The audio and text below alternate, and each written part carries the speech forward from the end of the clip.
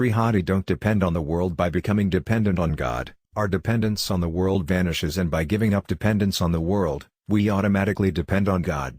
We should give prominence to either of these. 2. The result will be the same. Either we should depend on God or give up dependence on the world. Dependence on the world is the main obstacle to God realization, and attraction for accumulation of things for enjoyment, pleasure, is the main obstacle in giving up dependence on the world. This attraction for temporary pleasures of the world is the root cause of our dependence on the world. If this attraction is rooted out, the dependence on the world will vanish. If there is attraction for worldly pleasures, we can't be free from the main trouble of our dependence on the material world. Even if we may become a saint, give up money and material, go to jungles or any other place. This worldly pleasure consists of 7 things.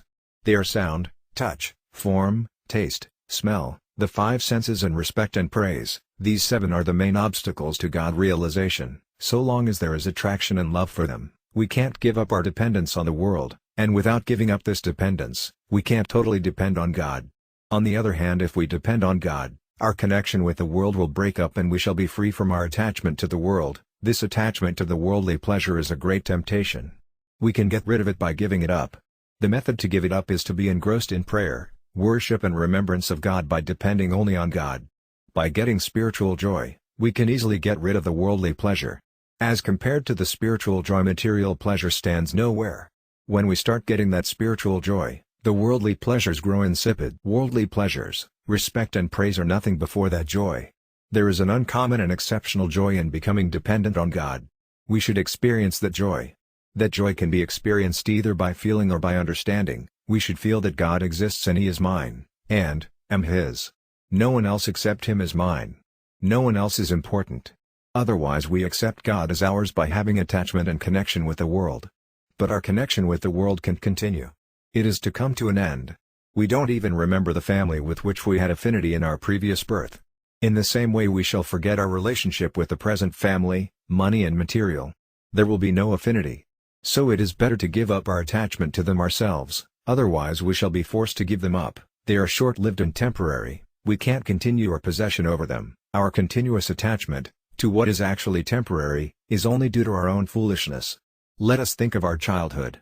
At that time we had certain friends, relations, toys etc., but today we have only a dim and vague memory of them.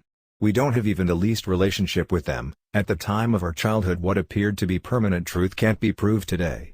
Similarly, the positions and the circumstances we are in today appear to be true, can't at a later stage be proved true. Like the childhood, the present is also passing. We know neither about our past nor about our future. Everything is turning to naught. The present at which we are getting enchanted actually doesn't stay even for a moment, it is just the junction of the past and the future. The future which is turning into past is called present. So there shouldn't be any difficulty in giving up what really doesn't exist. Even though we may not wish to give it up, it will have to be given up. There is no way to maintain it. In wishing to maintain it we shall have to face ignominy, pain, sorrow and torture etc. On the other hand, by giving it up we may have the way for enlightenment and God realization, the state of bliss. So let us either give up dependence on the material world or surrender ourselves to God. We should humbly and sincerely remember Him, weep before Him and pray to Him in the words of Saint Tulasadasu: My God, I have tried my best to give up this material world, but I have failed in my efforts. Now I surrender myself to you, only you can do it. The moment we find ourselves helpless by exhausting all our energy and power, our egoism vanishes and we get spiritual enlightenment and perception. But without exhausting all our energy and power we cannot be exclusively devoted to God. Exclusive and supreme devotion to Him is necessary. So long as we depend on our power, we can't surrender ourselves completely to God. If we think that we can get spiritual enlightenment by our power, we should apply it to our utmost. As soon as it is applied to the utmost, the spiritual enlightenment is attained. On the other hand, if we give up dependence on the material world without applying our full power, the same can be attained. Dependence on materialism is the main obstacle to our dependence on spiritualism. So we should either surrender to God, or apply our power to the utmost, or give up dependence on this material world. The result will be spiritual enlightenment. Dependence on the material world is just like quipca formula in Sanskrit grammar, it doesn't remain stationary. Similarly, the material world also doesn't remain stationary even for a moment. By depending on it we can neither develop virtues nor progress. Therefore dependence on the world is merely an illusion which can give nothing but loss. Dependence on the material world will lead us to loss and only loss. We may find out several excuses as obstacles to God realization, such as, our actions are not proper, the deluding potency of the Lord prevails everywhere, we are unable to get a great soul to guide us. God is not merciful to us, the atmosphere is bad, we don't get good company, our luck is unfavorable, and so on. These are mere excuses without any base. They are the methods to deprive ourselves of the true benefit of spiritual enlightenment we can get. The fact is that we don't want God realization or spiritual enlightenment. So we have sought these baseless excuses. You may talk of me that don't realize the realities of life, as I have no family, no business, I have to do nothing to earn my livelihood, one can only talk and so on. But the fact is that you want to avoid the way to spiritual perception, and so you have discovered several excuses. If your actions are an obstacle, you are responsible for them. If your influences of the past, sanskaras, are an obstacle, can you not root them out? You may reply that they grow automatically. But the fact is that they seem to grow automatically, actually you have produced them by your thoughts, actions, and by relishing them. You have put them in your inner sense, so they seem to grow now. You yourself are responsible to create all this. Can anyone oppose this fact? Someone asked a saint, "Great sire, how to concentrate the mind in God?" The saint replied, "Get yourself engrossed in God, the mind will automatically concentrate. The mind goes to those materialistic things to which you have attached yourself." The gentleman again asked, "Great sire, this wicked and flickering mind does not go there only, but it goes everywhere." The saint again asked, "Do you ever resolve to drink tea with the viceroy?" He said, "No. The reason is that you have not attached yourself there. If you give up your attachment, the mind will not flicker. You are responsible for it yourself. You can't blame anyone else. If you are determined to give up your attachment to the material world, but you are unable to do so, the inability will torment you and make you uneasy, and you will start weeping. All of us might have had the experience of weeping during our childhood. A child can force the members of the family to do any work it wants to be done by the power of weeping. Every one of us might have applied this method during our childhood. If we start weeping before God, He will be forced to fulfill our wish because we are His dear children. He has no power to avoid us, if we weep uneasily before Him. The worldly health and materialistic pleasures depend on fate. If our fortune favors, we can get them, otherwise not, even though we may weep to get them. But if we weep before God to attain spiritual bliss, He can't turn a deaf ear. But He doesn't care if we weep for materialistic pleasures. He knows that the so-called worldly pleasures don't lead us to a happy and blissful life, but to a more painful and miserable life. People say that they prayed to God to grant them what they wished, but it was not granted. There was a gentleman whose wife fell sick. He prayed to God for her recovery, but she died. He ceased to be a believer because God didn't take any heed of him in saving his wife. According to him, God failed in His mission, as He could not help him in removing his pain and worry by saving his wife. But the man doesn't think seriously that all these worldly things he asks for lead to pain and misery only. So God does not grant such a favor. But if you have a spiritual desire and you weep before Him to get it fulfilled, He can't turn a deaf ear, because He knows that you weep for something which is true and real, not elusive. According to him, one who runs after unreal and elusive materialistic things is foolish and mad. The man gets pleasure in getting and continuing possession over these materialistic objects. This accumulation of things for personal possession and enjoyment is the main trouble. I tell a very secret and vital point for strivers of God realization. That point may seem to be full of my self-praise, but I don't actually want self-praise. This point is not only mentioned in the scriptures, but I have also experienced it. All these materialistic objects and pleasures are bound to slip away. We feel unable in giving them up. But don't be discouraged and disheartened. If you can't do by your power, pray to God, weep before Him and entreat earnestly, "O Lord, what should I do? I am unable to do it by my power." The moment you feel helpless, God will help you. The attachment to the world will also break up as soon as you feel more pain to give it up than the pleasure you have taken. If the pain is a little more than the worldly pleasure will be given up. So this internal pain is our great benefactor. The pain which comes to us because of worldly circumstances such as lack of money, material, son and honor, etc., is external and unreal. But the real pain is internal and has an inner burning sensation for God realization by giving up dependence on the world. God cannot bear that internal pain. He is endless bliss, He can't bear the real pain of anyone. He is harder than thunderbolt and softer than a flower. Ahmet Merit Yakirata, who can understand such a nature of God? God is harder than a thunderbolt which can break a mountain into pieces and is softer than a flower. It is said about the saints that their heart is just like butter. The poets wanted to give simile of a saint's heart to butter, But they could not express it properly because butter gets melted when it gets fire. But the saints get melted after seeing the pain of others. Awavite, aa veraludami eatt fra after gag satawiji eldon. When even the saints can't bear the pain of others, how can God, the adored of the saints, bear it? God's nature has descended to the saints. Thus God can't bear the pain of others. Though God is all-powerful, yet he is very cowardly in bearing the pain of others. There his bravery comes to naught. In that case he doesn't mind about his praise or calumny. He dances for getting buttermilk from cowherdesses. The cowherdesses, intoxicated with love, ask him, "Dear, dance and then we shall give you a little buttermilk." God, without caring a bit for his insult, dances. God, whose mere pulsation creates and dissolves infinite universes, dances before the cowherdesses. God has not changed today. If we want to give up dependence on the world and continue dependence on God and weep piteously before him to fulfill this wish, he can't bear our pain, and we are sure to get rid of the dependence on the material world by his grace. Rama. Rima. Rama. Reality and illusion. There are two things, one which really exists and the other which actually does not exist but seems to exist. The problem is what really exists is not visible and what seems to exist does not stay. For example, the existence of self, is a reality, because it remains in the state of wakefulness, sleep, sound sleep, unconsciousness and trance, although it is not seen. On the other hand, the body and the material world, which are seen, actually do not exist because they don't stay but pass away. One who has real existence is never destroyed. The eye can see the whole world, but it can't see itself. In the same way, the Supreme Lord, who is the illuminator of the world and by whose power all the things are illuminated, is not seen. How ta know the knower of all? As the eye which sees all the things can't see itself, in the same way the knower of all is not known. Whatever seems to exist does not remain the same and has never remained the same. This is the simple experience of every one of us, that the visible is changing all the time. All of us know this fact, but we don't accept it. We accept this passing visibility as real, and we accept that it is difficult to attain the real essence, which is the base of the visible world and which illuminates it. It is a great surprise. He exists and is already attained.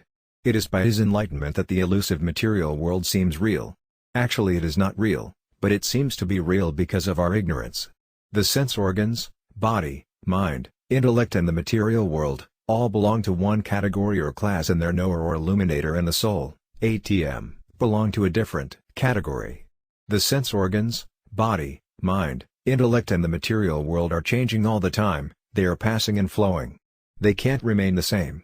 They are all turning to naught. But God, Paramatma, and the soul, Atma, belong to one category and are permanent. Let us think of our childhood.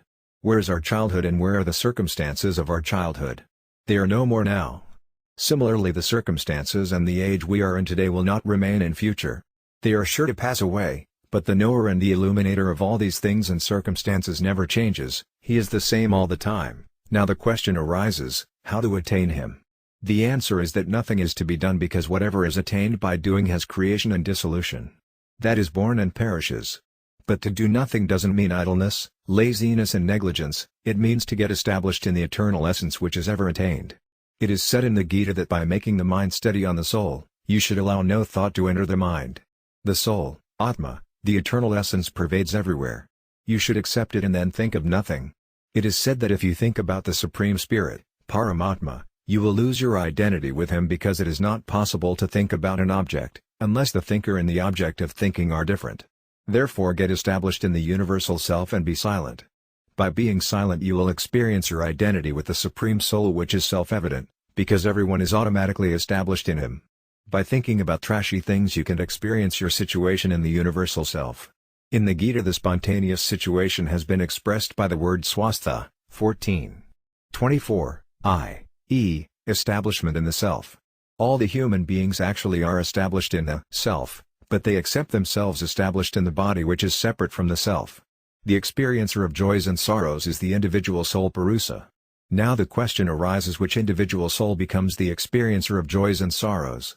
The answer is, it is the soul abiding in or identifying with Prakriti, matter, which is the experiencer of joys and sorrows. It is neither the pure self, soul, nor Prakriti that experiences joys and sorrows.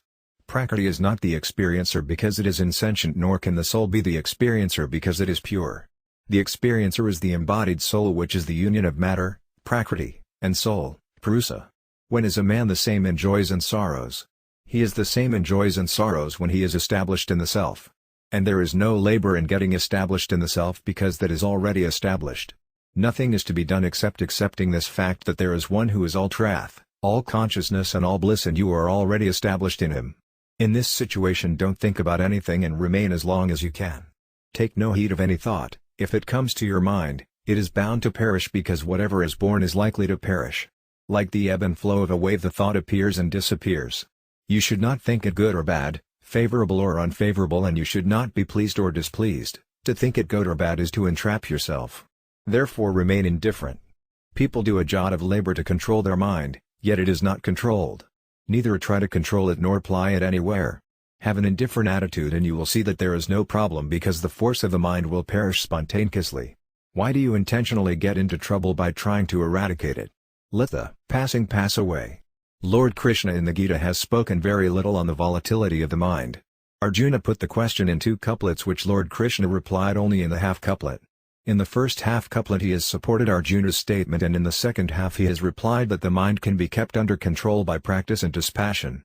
To make it clear, he has further said, the man whose mind is not under control, for him it is difficult to achieve this yoga or discipline.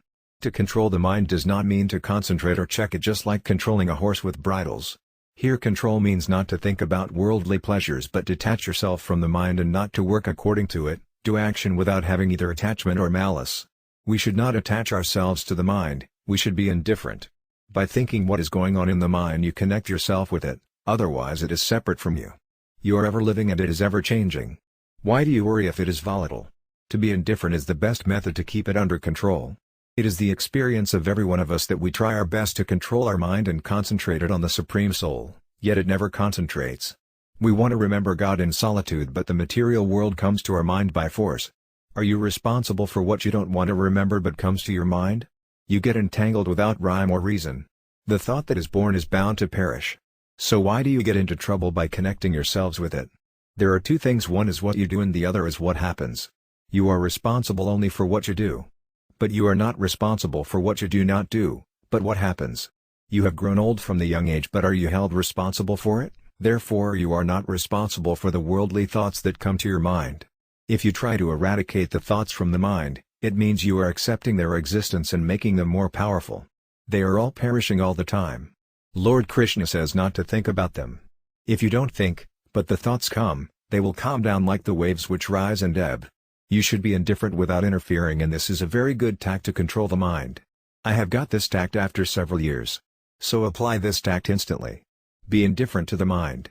Now the other point in question is that the thoughts which come to your mind are either about the past or the future events or circumstances which don't exist at present. Thus the mistake that you commit is that you accept the non-existent as existent and then try to eradicate them. Actually you are not eradicating but trying to give existence to what really do not exist and ensnare yourself in trouble. You do not pay attention to the Supreme Soul, Paramatma, who is ever attained, but try to catch and then fight against the past and the future events and circumstances which do not exist at present. Only the Supreme Soul has this existence at present. Sri Krishna declares in the Gita, I know all the created beings, who existed or exist or will exist, of the past, present and future, but O Arjuna, none know me. 7:26. This couplet proves that every time is present for God because He is present all the time. As in the reel of a movie, all the scenes are present, but the spectators feel that some scenes have passed, some are before the eyes and some will be seen. In the same way for God, the past, present and future, all are present while we think them as past, present and future. Only God exists at present, and therefore to think about God is the quintessence of reality. God has the real existence, He is ever living, we are always drowned deep in Him. He is ours and we are His, therefore instead of getting established in the non-existent material world, get established in Him, in whom you are already established, and who is ever attained. Can there be anything easier than this? And attaining Him nothing is to be done, so there is no difficulty in attaining what is really attained. We should always stick to the reality that He is ever existent and ever attained, though there may be a lot of topsy-turvydom. On the other hand, the material world which has topsy-turvydom and which is always changing and passing away is merely an illusion. Therefore be determined that you have to be indifferent to the elusive material world and that the eternal essence which always exists is ever attained. Rama. Rama. Rama. How to root out egotism? It is an error to accept the body as either T or mine. The radical error is to accept it as I. Think over it that whatever you acquire is not yours, but whatever is yours always remains yours. You are never deprived of it, it always remains yours from the beginning to the end. But whatever is acquired is sure to pass away. Therefore how can the acquired be called either I or mine? Self existed before acquiring this body and will also exist after the body is gone. Therefore how can the body be identified with self? This is the main point. Is there any doubt in it? Is there any contradiction to this opinion? The body is acquired. In the Gita the body has been described as field, etc., Z1.1. The body being addressed as this is called the field. The knower in the couplet is called the husbandman, etc. This description makes it clear that the husbandman, etc., is different from the field, etc. For example, if I know this pillar, the pillar and I are different. The pillar is the object which is known and I am the knower. I know the body. It means that I am different from the body. Similarly, when we say that this is my abdomen, this is my leg, this is my neck, this is my brain, this is my mind, this is my intellect and these are my sense organs, it means that they are different from the self. If we think seriously, we come to know that I-ness or mine-ness is also different from the illuminator self because I-ness is also seen in the same light. Therefore I-ness cannot be identified with the self. Accept the fact with a firm belief, that I is not the body. I neither was, nor is, nor can be, nor will be the body. I is different from it. How to know it? Had the body had identity with I, after death either the body would have gone with I, or I would have lived with the body. But neither I live with the body nor does the body go with me. Under these circumstances how can the body be identified with I? For example, the house and I are different. The house does not go with me, when I go out of the house. The house remains here and, go out. It means, and the house are two separate entities, not one. In the same way the body and I are two. By having this perception of separation, khatism vanishes and then L and the body are seen separate, each having its own separate identity. The body is I, the body is mine and the body is for me. These are the three wrong conceptions that we have, but the fact is that neither I is the body, nor is the body mine, nor is it for me. The body can't be for me because I live the same all the time while the body changes constantly. It does not remain the same even for a moment. The man thinks that the body gets separated only when it dies, otherwise from birth to death it is his. But it is a misconception of the dull intellect. If we apply our subtle intellect and see reality in the right perspective, we find that the man does not die all at once, but he dies every moment of his life from birth to death. For example, if a man has to live alive for 100 years, and he is 1-year-old child now, it means that he will live alive for 99 years more. We wrongly think that the child is growing but actually he is dying. If he is 1 year old, it means that he has died 1% or 1 year. Similarly all of us are dying every moment. Therefore how can the body which is dying every moment be for me or be mine or Bell? Now think over the point whether you can keep the body under control. If you can, don't let it be sick, don't let it be weak and at least don't let it die. But if you can't do either of these, how can you claim it as yours? Damn ever living, I am the same as I was in childhood, but the body changes every moment. So how can this body be I?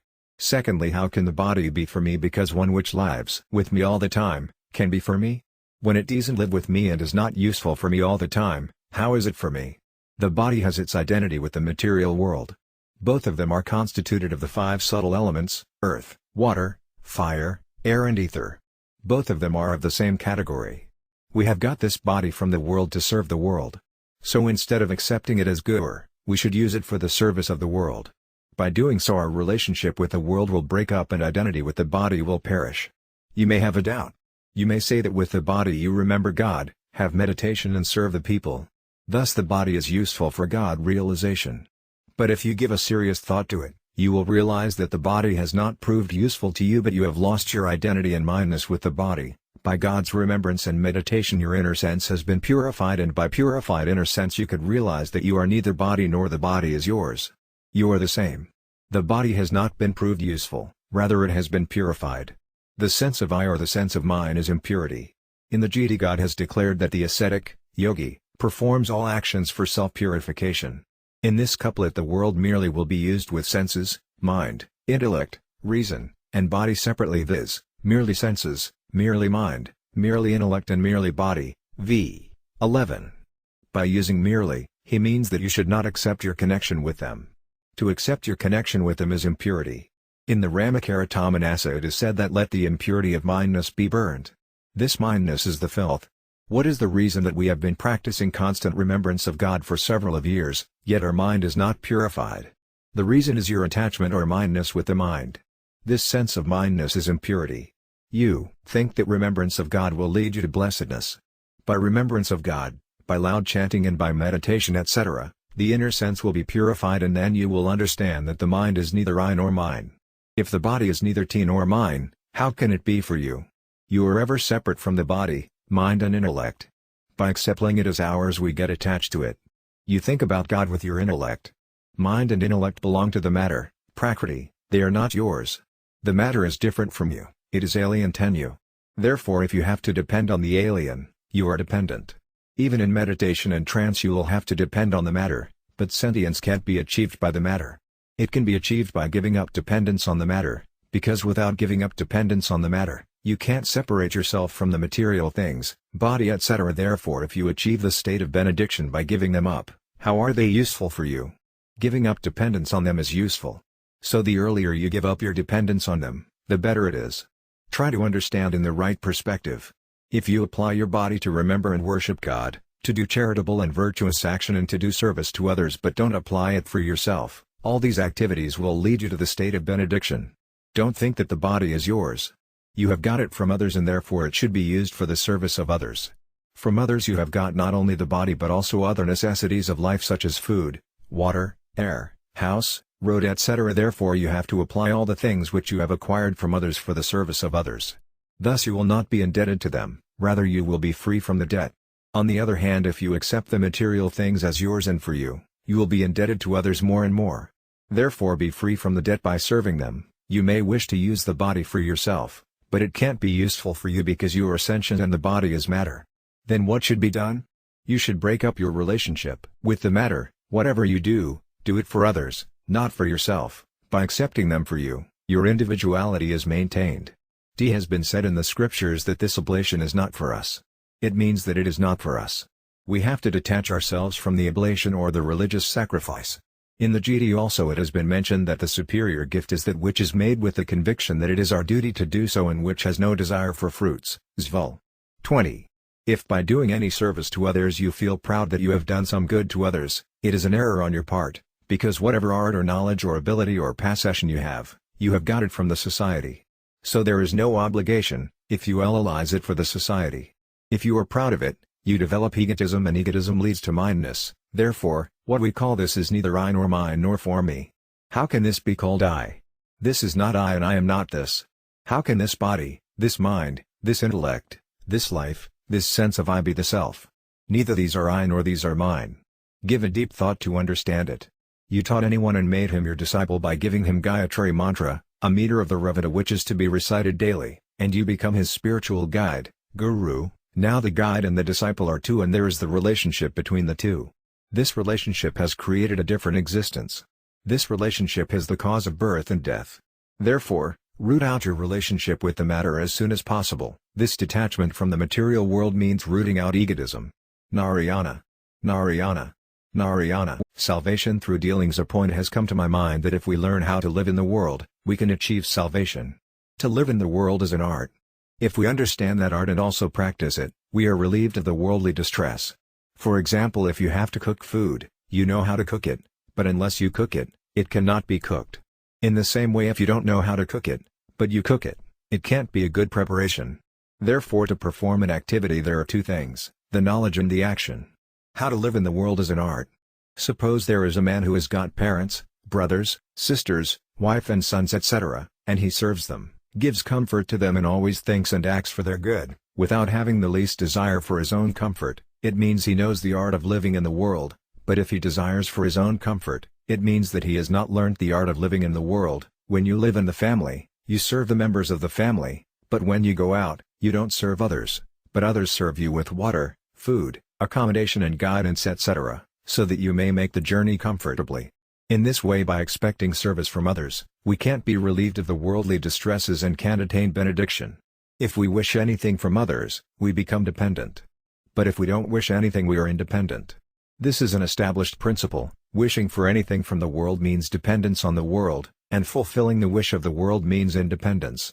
Therefore, we should not have any wish of our own, but always fulfill the just wish of others according to our power and ability.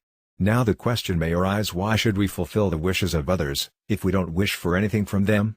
The answer is that by fulfilling the wish of others, we get the power to renounce our wish. If we go on thinking about our selfish motives only, the power of renouncing our wish will perish. Therefore we shall become independent, if we go on helping and serving others. While living in the world, to become independent means to achieve salvation. Even here is the mortal plane conquered by those whose mind is established in equanimity, since the Absolute is free from blemish and equanimous, hence they are established in the eternal. V. 19. Those, whose mind has become steady in a state of equability, have conquered the world in their lifetime. Now the question arises, what is the state of equability? The state of equability means not to feel happy or dejected by favorable or unfavorable acquisition. There should be neither pleasure nor pain.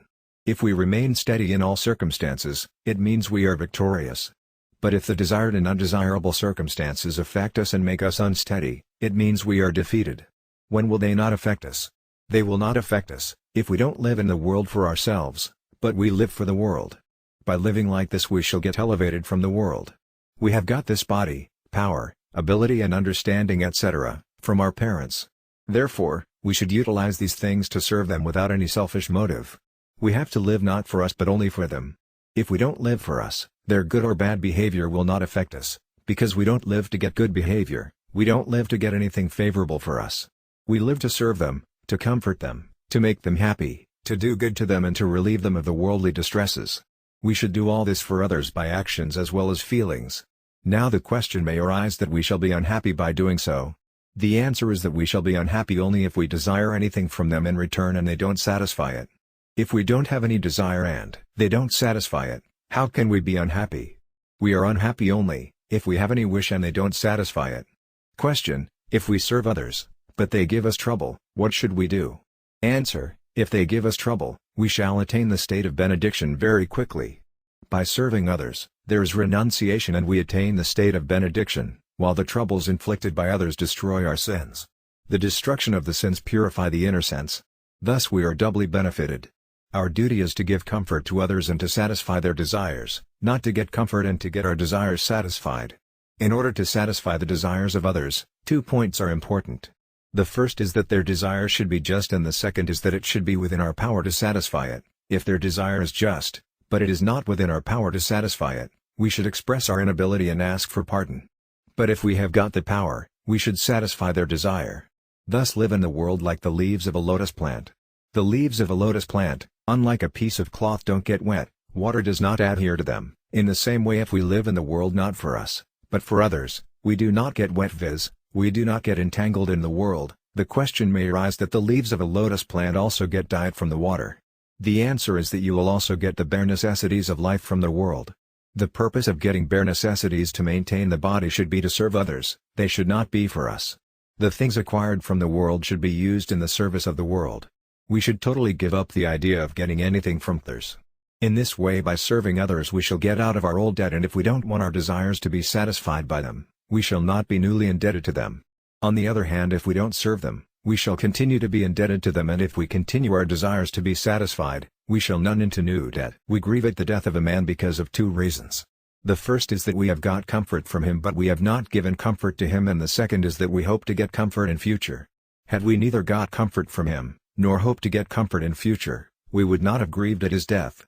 If a man, with whom we have no affinity, dies, we are not grieved. Similarly, if an old relative of ours dies at the age of 90 or 100 years, we are not grieved at the death because we do not expect to get any comfort or services from him. People even say that his death, like a marriage, is an incident of great rejoicing. On the other hand, we are grieved at the death of a young man of 20 or 25 because we hope to get comfort from him. Hope is the main cause of grief. Hopelessness is the main cause of comfort. Therefore, without having any hope from others, try to fulfill their hope. When a young man died at the age of 25, we expected to get something from him. Had we not expected anything from him, we might have not grieved. Take an example. Suppose a young man fell ill at the age of 15 and we served him to the best of our power for 10 years up to his age of 25, and then the physicians and surgeons declared that he could not escape death in any way. We are not grieved at his death because we had lost hope of getting any comfort from him and we have got out of our old debt by serving him. Therefore, We are grieved neither at one's death nor separation, we are grieved because of the comfort which we expect to get from him. This expectation is the cause of grief. If we live in the world for serving and comforting the world without expecting any return, it means that we have learnt the art of living in the world and we are emancipated. The desire to take is bondage. Our intellect has reversed because we think that we shall be happy if anyone serves us. Actually, we shall not be happy, but we shall get into debt, and a debtor can attain salvation, while even a sinner can attain it. The debtor can go out of the debt only if the creditor excuses him from making the payment. So long as we owe anything to the world, we can't attain salvation. Therefore, the method to get out of our debt is to reciprocate their service and also do new service to them. Question: you may say that by doing so, they will get into debt. So what to do? Answer: if they get into debt, you will have no bondage. If there is a businessman and he wants to close up his business totally, he should pay what he owes to others and either get back or excuse the payment. His business will be closed up. But if he wants to get back the full amount which others owe to him, the business can't be closed up because he will have to give new goods to get back the money which others owe to him. By getting back the full amount we cannot close up the business. Similarly, we cannot get out of our debt by taking the full share from the world. If we close the account of receipt, then there remains only the account of payment. We have to give to our parents, brothers, sisters, wife, sons and all other relatives. We have to serve them all. Don't expect them to serve you or to give you anything. As soon as you wish to get anything from them, you get entangled. There is a rural saying: a man having desire has to call a loaded donkey as his father in order to drive him ahead. A man having desire cannot be free. He has to degrade himself so much that he has to accept a donkey as his father because he has some wish, otherwise we are free and victorious. Now let me tell you a mysterious point, pay attention to it. We can be and are devotees to God, but we are not His slaves. If we don't want our desire to be satisfied by Him and we don't want anything from Him, He declares, I am a servant of my devotees and they are the gems of my crown. When the devotees have no desire. He says that the four types of devotees are virtuous, but the fourth one, the Jnana, the unattached devotee, is his soul because he has nothing more to gain but worships Him desirelessly. The other three types of devotees, namely the Arta, those who want to get rid of suffering, the Jijithasu, those who desire to acquire knowledge, Ki, Artharth, those who desire for earthly possessions, want something or the other. If they want, God doesn't lack anything. He can remove suffering, can give worldly possession and can expand their knowledge. He has full power to award whatever the devotee wants, but by having their demands the devotees degrade themselves. God says that He goes on giving, but the devotees should not have any desire. I take the responsibility of the new acquisitions and security of the old acquisitions. 9:22. But you should be beyond the anxiety of new acquisitions and the protection of the old acquisitions. It. 45. What a fine promise God has made. Desire does not lead to love but leads to bondage. Both who wish to get something or the other from each other are cheats and pleasure-seeking and entangle themselves in worldly bondage. Therefore give up your desire and serve others. This is the real art of living in the world, this is God realization through unattached action. Brothers and sisters, I want to request you to live in your houses just like a gentle traveler, who stays at a house. He uses the food, the place and the clothes spared by the inmates of the house. But if there is any danger of fire, thieves, robbers, disease etc., in the house, he is the first to face them because he has got water, food, clothes, place etc. there.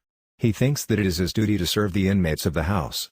Such a person who does his utmost to serve others but has no desire, does not get entangled.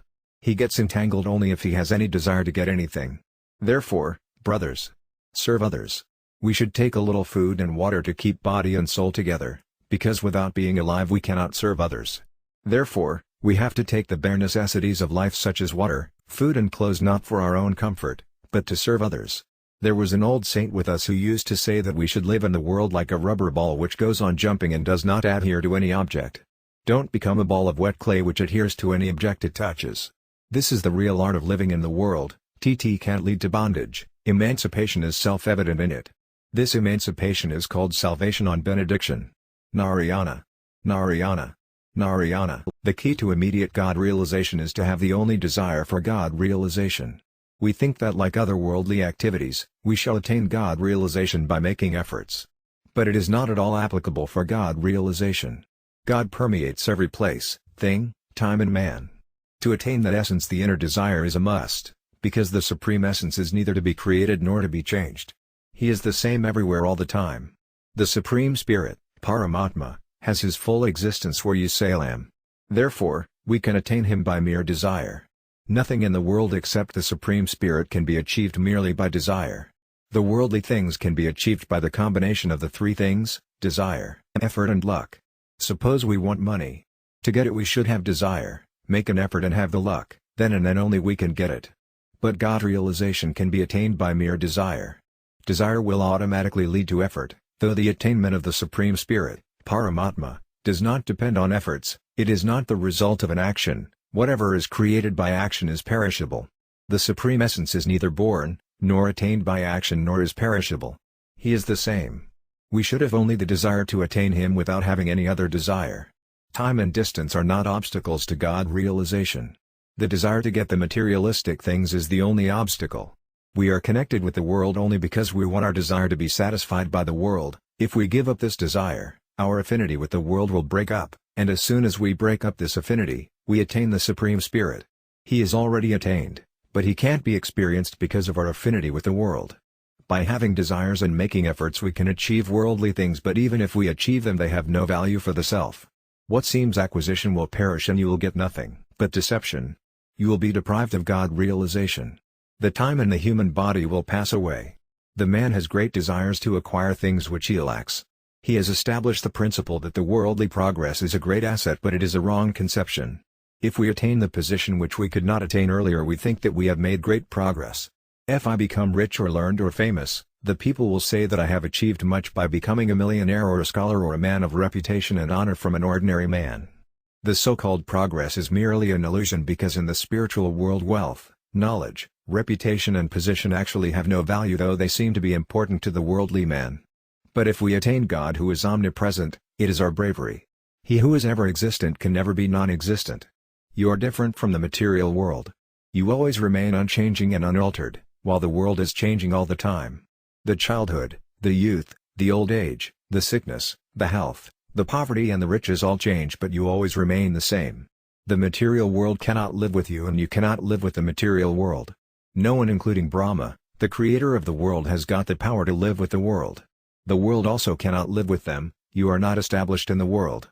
There is a contradiction between riches and poverty, sickness and health, and childhood and youth. So how can they live together? Similarly, you exist and the world always changes. Therefore, how can you, the unchanging, live with the world, which is always changing? You are not established in the world, you are established in the Supreme Spirit, Paramatma, because you always remain the same, while the childhood, the youth and the old age all change. When God is always established in you, how is it difficult to attain Him? It may be difficult, if you have to do any action, but you have to do nothing.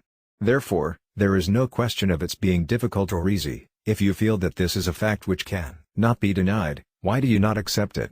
You yourself have created an obstacle. You don't care to understand and accept this fact. Santidyasa says that in the world there are two kinds of people, like an owl and like a crow. They are neither worried about their being drowned nor have a desire to swim. Our condition is like a crow and an owl, because one can't see in the night and the other can't see in the daylight, and we see neither at night nor in the daylight. The moment we have a keen desire for God realization and think what to do, where to go, whom to ask and how to attain Him, He is attained, because by having this keen desire we get rid of other desires. So long as there are other desires, it means that our desire for God realization is not supreme. To attain the Supreme Spirit at least we should have a supreme desire. Nothing can stand in comparison with Him. Question: Ls the desire to be made, or is it self-evident?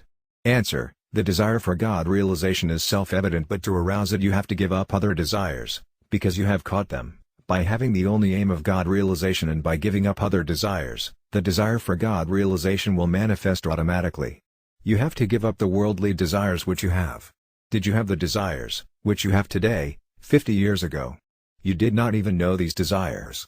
It means that the desires don't stay, they always change and perish, but you catch the new ones. By having worldly desires you can practice remembrance and worship of God, you can make efforts, but that is a long way which will take more time. In that case God will not be realized immediately. It may take 2, 10 or even more lifetimes. Question: can God be realized without having the supreme desire? Answer: no, He can't be. If there is a little desire, God realization will take a lot of time. This is why we have not yet realized Him. The brothers and sisters who have association with the good have at least a little desire for salvation. If we give a serious thought, we find that there is no creature without having a desire for salvation. The birds and animals and the men who lead a beastly life don't know it, otherwise all the creatures want to attain that eternal essence. The criterion is that all the creatures want to live continuously. Does anyone want to die? The Supreme Spirit always lives. How can the body live continuously? Does anyone want to remain ignorant? Everyone wants knowledge. Does anyone want to remain sad?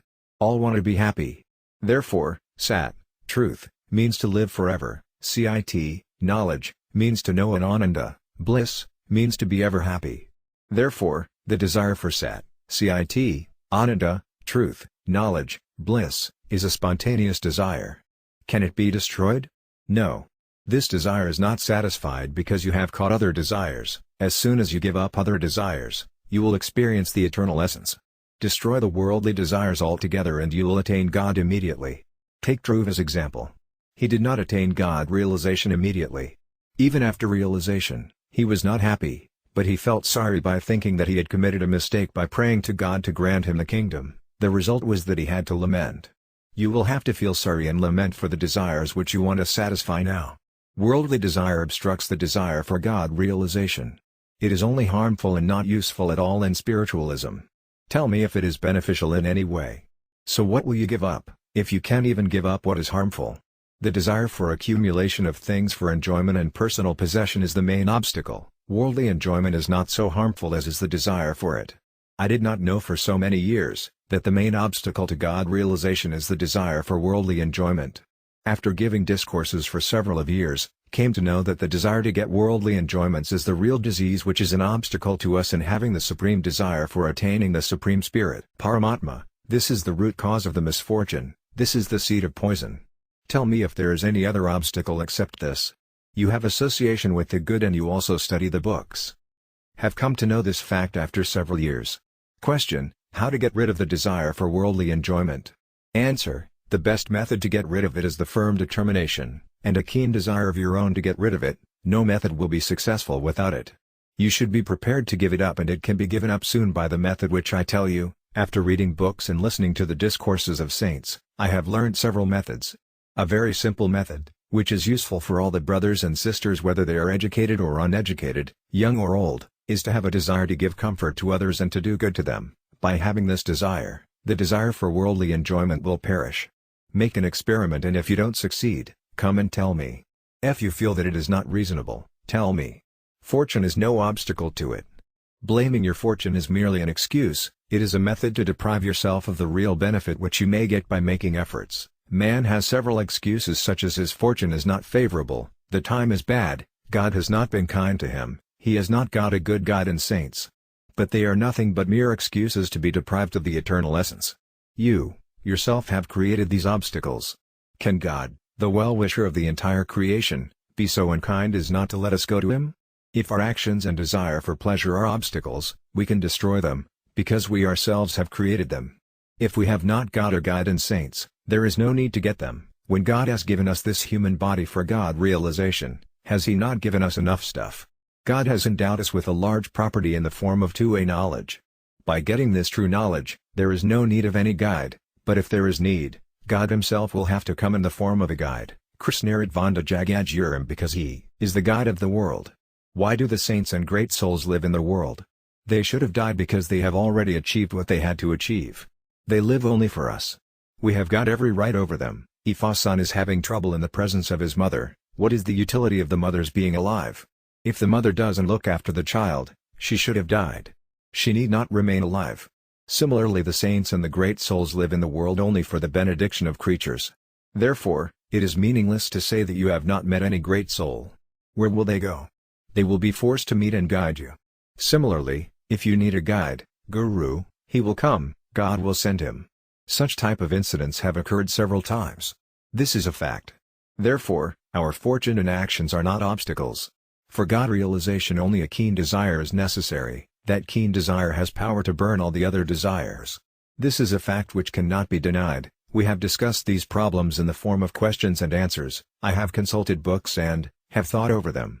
I am never satisfied with the progress in the field of spiritualism.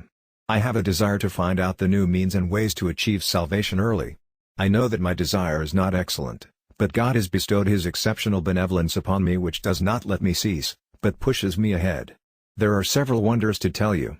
I have a weakness also that, should tell and explain only if anyone asks and wants to hear and understand, but that inner urge of mine is very keen. Even if there is a single person to be prepared to attain God realization, I will think that he has been kind enough to me, he has given me wealth, food, respect, reputation and comfort. If any person having the desire to attain him comes to me and asks me the method, I shall feel obliged to him. To understand reality is the discipline of knowledge, Jnana Yoga, to give comfort to others is the discipline of unattached action, Karma Yoga, and to accept God as one's own and to love Him as the discipline of devotion, Bhakti Yoga. All the three disciplines are independent. You can follow anyone you like. I have talked, and discussed a lot over them. You may say that you are unable to have desire for salvation. But actually it is not so. Even for an ordinary man there is a lot of scope to have a keen desire for God realization. Everyone is a part of the Supreme Spirit, Paramatma 4, therefore is complete. Don't lose heart. As soon as there is a keen desire, God is realized immediately, Narayana. Narayana. Narayana. Eternal union with God. You accept that the wealth or money exists, but actually it does not exist. You say that the wealth is seen. It may be seen, but actually it does not exist.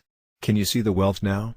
If not, it means that wealth has no existence because a thing which does not exist at a time, actually does not exist at all. Viz, the thing which exists at a time, how can it exist all the time?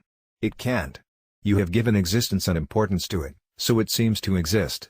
Think over it whether you can see the wealth every time. Is it seen changing hands or is it seen every time?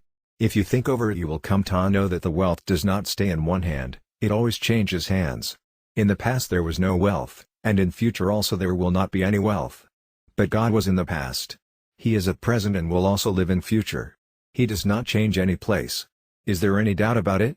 If there is no doubt, how can you say that God is not seen, but the wealth is seen evidently? The brother who has said that the wealth is seen, but God is not seen, is right with his own point of view, because God is not seen with these eyes. He can be seen with the eyes of a believer, but you don't want to see him that way. The wealth, which you feel existing evidently, neither existed in the past nor will exist in future, yet you accept it as existing. But you don't accept the existence of God who is always the same. Think a bit. Numberless universes are being controlled by Him. It is a fact that He is ever living and you also accept it. But the wealth is short-lived. You did not depend on wealth in childhood, but now you depend on wealth. At that time you depended on your mother. You could not live without her. At that time you did not depend on wealth so much as you depended on her. But now you depend on the wealth. But this wealth never remains at one place or in one hand, it always changes places and hands. This is everyone's experience that we did not possess this wealth in the past, nor shall we possess it in future. We shall not live with the wealth, neither will the wealth live with us. Even then we depend on the wealth. But God existed in the past, exists now and will also exist in future. He will live with us even after the body perishes. But how surprising it is that you don't depend on Him. We can't be separate from God and He can't be separate from us.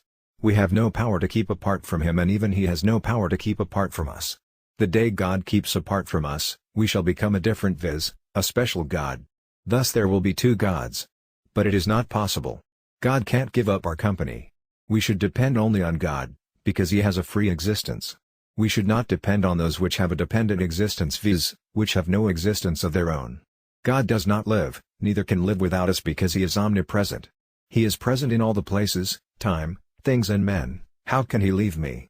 If He leaves me, how can He be called omnipresent? Empty not included in all? If we live, we shall continue to live in God. If we do not live in Him, where shall we go? Even if we achieve salvation we shall live in Him. We cannot live without Him, neither can He live without us. The main obstacle to attain Him is our dependence on others. Listen carefully to what I now say, because this is something deep and special. Is there any doubt to anyone about the existence of the Self? Does it need any proof? I has its spontaneous and free existence. We may not know who Tm or what Tm, but Tam is beyond doubt. It proves that I existed in numerous lifetimes, exist at present and I shall also exist in future. I exist when I am awake, or asleep or soundly asleep. Did you ever doubt whether I did not exist at any time from my childhood till my present age? It proves that I existed all the time. This fact is easy and excellent and is evidently everybody's experience. We understand that we have our continuous existence which does not diminish, neither does it lack anything, How can any desire live in us? A desire is born only when we accept this mortal body as ours. By accepting our identity with the body and family and by accepting their deficiency as our deficiency, we create desire. If we don't identify ourselves with our bodies, we are ever living, while the bodies and the families always change. There is always a change in childhood, youth and old age, disease and health, but I am the same all the time. You accept your change by identifying yourself with the body, but really you don't change. The childhood has passed away, but have you passed away? Therefore it is a fact that I live incessantly. The main point is that I exist and God exists. God is never non-existent. He has been always existent and will also exist. The saints and the sacred books declare that always will also perish but God will remain. The reason is that always is also the name given to time. Time is also uneatable like pulse and rice which is eaten by him. Time devours everyone but God devours the time. It means that time is also destroyed by God but God always exists. Now give a thought. Thou art, is, this is, that is, and I am, these are the four things. I am is different from the other three, because in am is used. If we do not use am in I am, it may also be is. Is always remains the same. There is no deficiency in is. If there is any deficiency, it means it does not remain t's. What is real is eternal. He is eternal, Gita I. 26, and I am in him. Only accept this fact, nothing more is to be done. It is merely a misconception that you will achieve something by doing actions, such as worship, remembrance, loud chanting, the association with the good, study of books, meditation and trance, and you can't achieve anything without actions. You are burdened with the force of doing actions. You have established this misconception to the core that a thing can be achieved only by doing actions, not otherwise. But, tell you an uncommon fact. In I am has its existence with I. But if you remove the sense of T there remains only is. That sense of is has its identity with the Supreme Power. After knowing this fact, what is to be done, what is to be known and what is to be received? Nothing, because he is beyond place, time, thing and person etc. He exists everywhere. So I am not separate from him. No one can be separated from him. We have to achieve him who exists. We have not to achieve what really does not exist.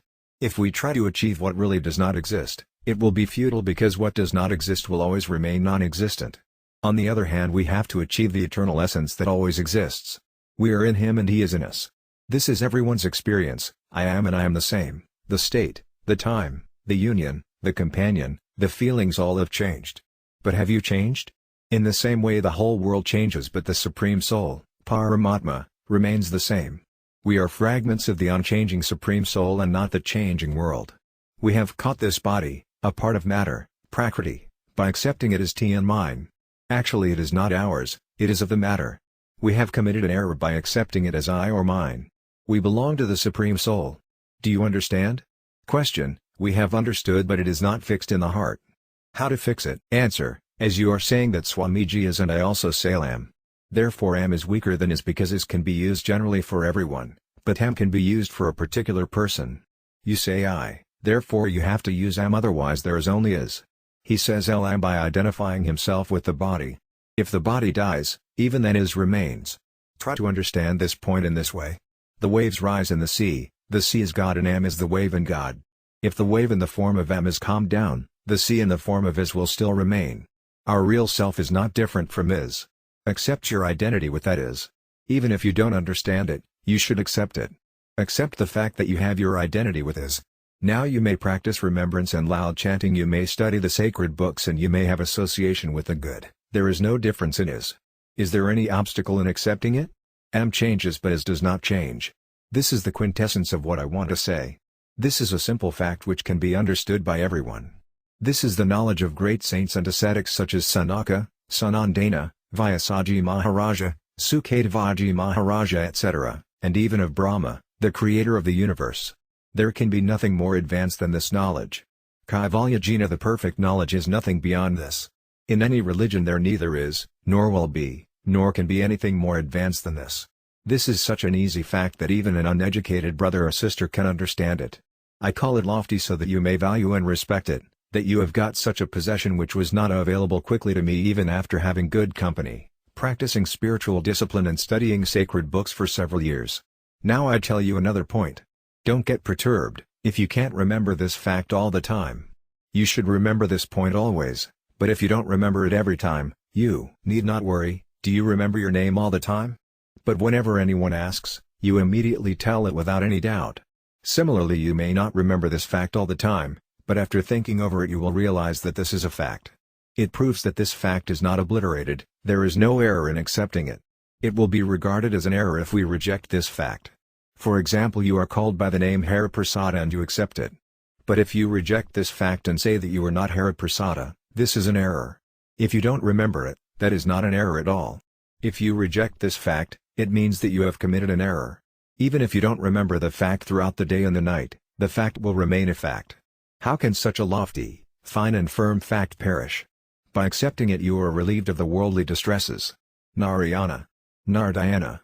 Nardayana. There is bondage because you don't pay attention to your experience. All of you may not possess thousands and millions of rupees equally, but all of you have got your experience. If you respect if, you may attain eternal joy.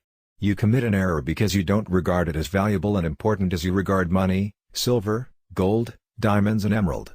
All the people talk of rubies and they all have got them tied in the border of their garment, but they don't untie the knoll, therefore they remain poor. I tell you to untie the knot as I have heard from the saints and the great souls and have read in the sacred books. This is a fact.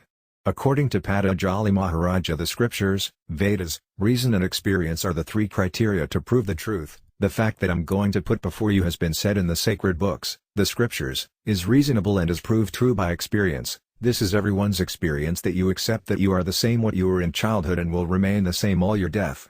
This is clearly visible. 'Tis also dimly visible that you also existed in previous lifetimes and you will also live in future if you are born. It means that they live incessantly and the bodies change. There is no obstacle at all in my incessant existence. I don't change at all with the change of bodies. The body changes all the time, there is no moment when it does not change, but I who lives in it does not change even when infinite ages have passed and numerous Brahmadevas have changed. Therefore don't identify yourself with your body, separate them. To identify them is ignorance and to perceive them as separate is metaphysical knowledge. You know that you are the same as you were in your childhood. In the language of the sacred books, it is called pratyabhina, knowledge acquired by studying the scriptures. The same knowledge is known as Tadvamasi, thou art the same, viz., thou art God. This is the sentence of the greatest and the highest truth, and this is even a layman's experience. We have to stick to it that whatever changes is not I. Disposition, states, incidents, circumstances, persons and things all change, but I don't change. I am the looker-on of the changing scenes. One who does not change can see the changing scene. Therefore, live forever, but the body changes continuously. I am the same but the body is not the same. Similarly, God is the same today as he was in Satyuga, Treta Yuga, Dwapara Yuga and infinite other ages. God will remain the same after the passage of infinite ages. Therefore El and God are the same in essence, while the body and the world are the same in essence. The body and the world both are made of the five subtle elements: earth, water, fire, air and ether. The world has identity with the body. The body can't be separate from the world. 'Tis even beyond the power of Brahmadeva to separate the body from the world. The world and the body are made of the same element. Physical bodies have identity with physical bodies, subtle bodies have identity with subtle bodies and causal bodies have identity with causal bodies. We are the portion of God. Lord Krishna declares, the soul in the body is an eternal portion of myself. 15:7. In fact, you have no identity with the body, but you have accepted your identity with it. On the other hand, you have identity with God, but you have accepted yourself as different from him, thinking that you are here but you don't know where God is. This is odd error in assumption. How can the body be identified with you? You don't change but the body changes. The world changes but God does not change. Therefore you and God who are unchanging are one, while the changing world and the changing body are one. This knowledge in every man is self-evident and can't perish. As the world and the Supreme Soul, Paramatma, are clearly two different entities, in the same way our body and our self are two from the very beginning and will remain two forever. They can't have identity. Therefore God in the Gita has declared, know that both Prakriti and Purusa are eternal, Shal 19. By saying so he guides us to know the two, and further he tells what is the result of knowing the two. He who thus knows Purusa is qualityless and matter full of qualities, however he may be acting, does not get rebirth. Cat 23. Man does not give importance and regard to this fact that he is different from the body. By rejecting this fact and by identifying himself with the body he is in bondage. No one can ever identify himself with the body, This fact has been pointed out by God to Arjuna in the beginning of his teachings in the 12th couplet of the 2nd chapter. It is not so that, was not in the past, nor is it that you and these kings were not in the past, nor is it that all of us will not be again in future, viz., you and these kings live incessantly, only the bodies die. We don't die with the body. If we respect God's preaching and our own experience, we can be relieved of the worldly distresses immediately. The body and the world have identity, while I and God have identity. There are differences on this topic, how I and God are one. Dualistic worshippers accept that they are one because they belong to the same class, while the non-dualistic worshippers accept that they are the same in form or self, swartpa. But all accept the fact that they have no identity with the world. All the philosophers agree that we have not the least affinity with the world. None of the great men like Sankaracharya, Vallabhacharya, Ramanujacharya, Nimbarkacharya, Madhwacharya, etc., have accepted their identity with the body.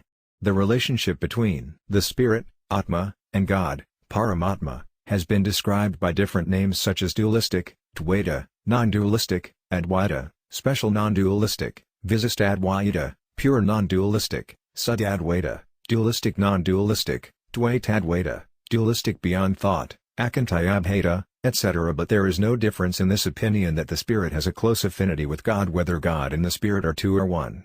We should accept the fact to which they all agree. We have no identity with the body and the world, but we have identity with God. He is ours. This is real knowledge. We have to hold this opinion steadfastly. There is no obstacle to hold it. When the body gets comfort, we feel comforted. When the body gets respect, we feel that we have got respect. We accept its praise as our own praise, and its calumny and ignominy as our own calumny and ignominy. But the fact is that even if the body is ground to pieces, you are not affected at all. One day the people will burn this body, but the self, soul or spirit, will not burn at all. The self will not birth. There is no effect of ignominy, calumny and pain on us. There is no effect, even if the body is broken into pieces.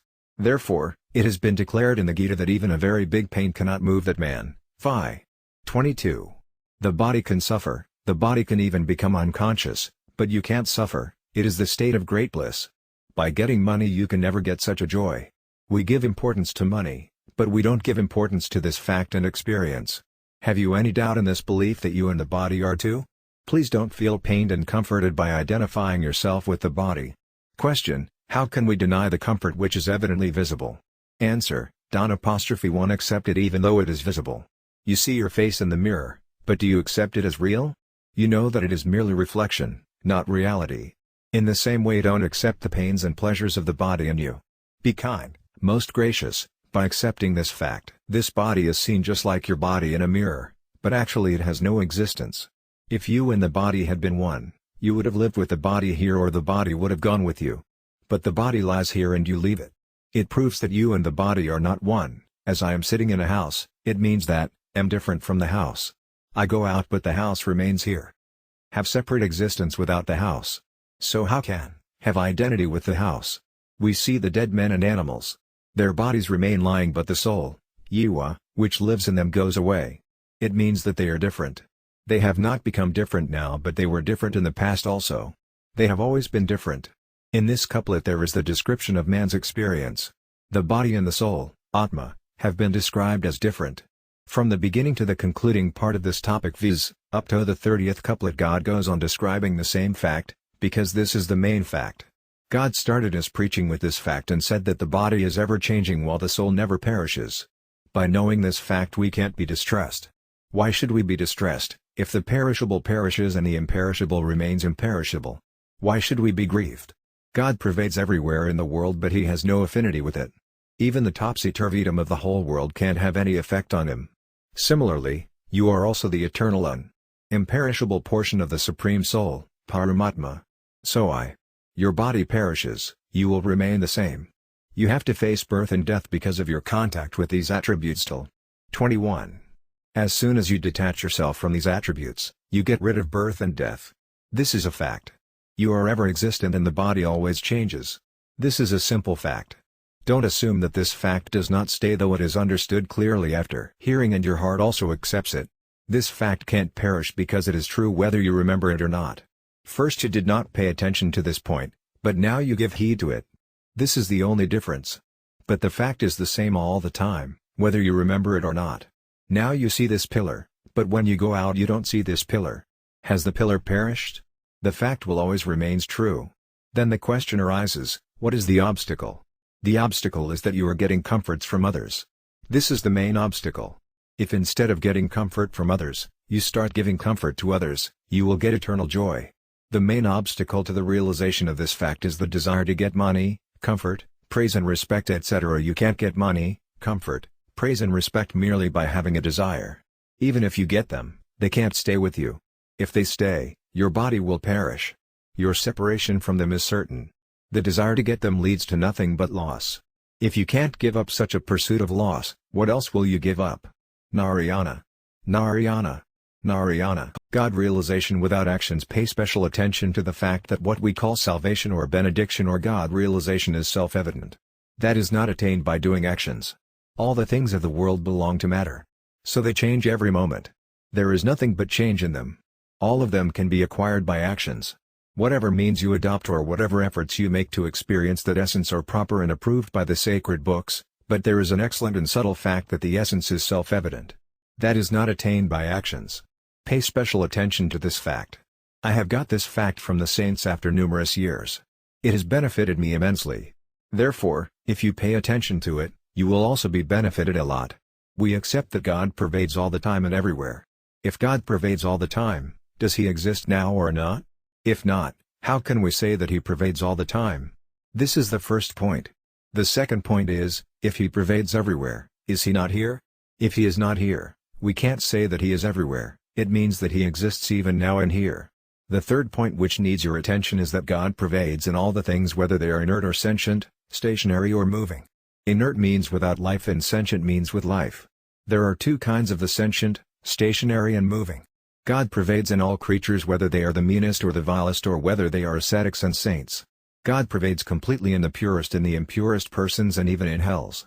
If He is in all the things and persons, is He not in us? If He is not in us, we can't say that He pervades in all. The fourth point is that God belongs to all the people whether they are sages or householders, brothers or sisters, belong to a high caste or to a low class. That He belongs to a particular person. God belongs even to the vilest as He belongs to the greatest souls. This is something different that a vile man may not experience Him because of the impurity of his inner sense. But God also belongs to him. God is not partial to anyone, He belongs to all, even the vilest person has as much right over him as the greatest soul has. There is no absence of the Supreme Soul, Paramatma, He has not the least partiality with anyone and neither can He have. Therefore He belongs to all this proves that if God belongs to all, He is mine, if He exists in all, He is in me, if He pervades everywhere, He is also here, and if He pervades all the time, He is present even now. He remains the same without any change. He can't be attained by actions. By paying attention to these 4 points the fact is proved that the Supreme Soul is ever attuned. Now pay attention to this special point, we worship God. We have practice of constant remembrini, and loud chanting, we study the sacred books such as the Rayamavana, the Bhagavata and the speech of saints. But we have the feeling that we can't attain Him now. We shall attain Him sometime in future. We have not purified our inner sense, we have not got the qualifications to attain Him. Therefore, we can't attain Him now, we shall attain Him in future. This assumption is a great obstacle to God realization. The strivers think that they are moving towards God but actually they make effort to go away from God, because they think that they can't attain Him now. They will attain when their inner sense will be purified and they become capable and deserving. This assumption is a great obstacle to God realization. I am not able and deserving, may be true, but is God so weak that He can't be attained by a person who is not able and deserving? If it is so, it is useless to call and accept Him benevolent. God has declared Himself in the Gita the unattached friend of all created beings, v. 29, therefore, is God not the unattached friend even of the vilest? Certainly He is. Whatever virtues or vices, vertical bar may possess, is God not my friend? If He is partial, can He be called God? A mother is ignorant and has partiality for her son but she also pays special attention to the son who is unworthy. Therefore, how can it be that God, the mother of mothers is not benevolent to you? It is impossible for Him not to be benevolent.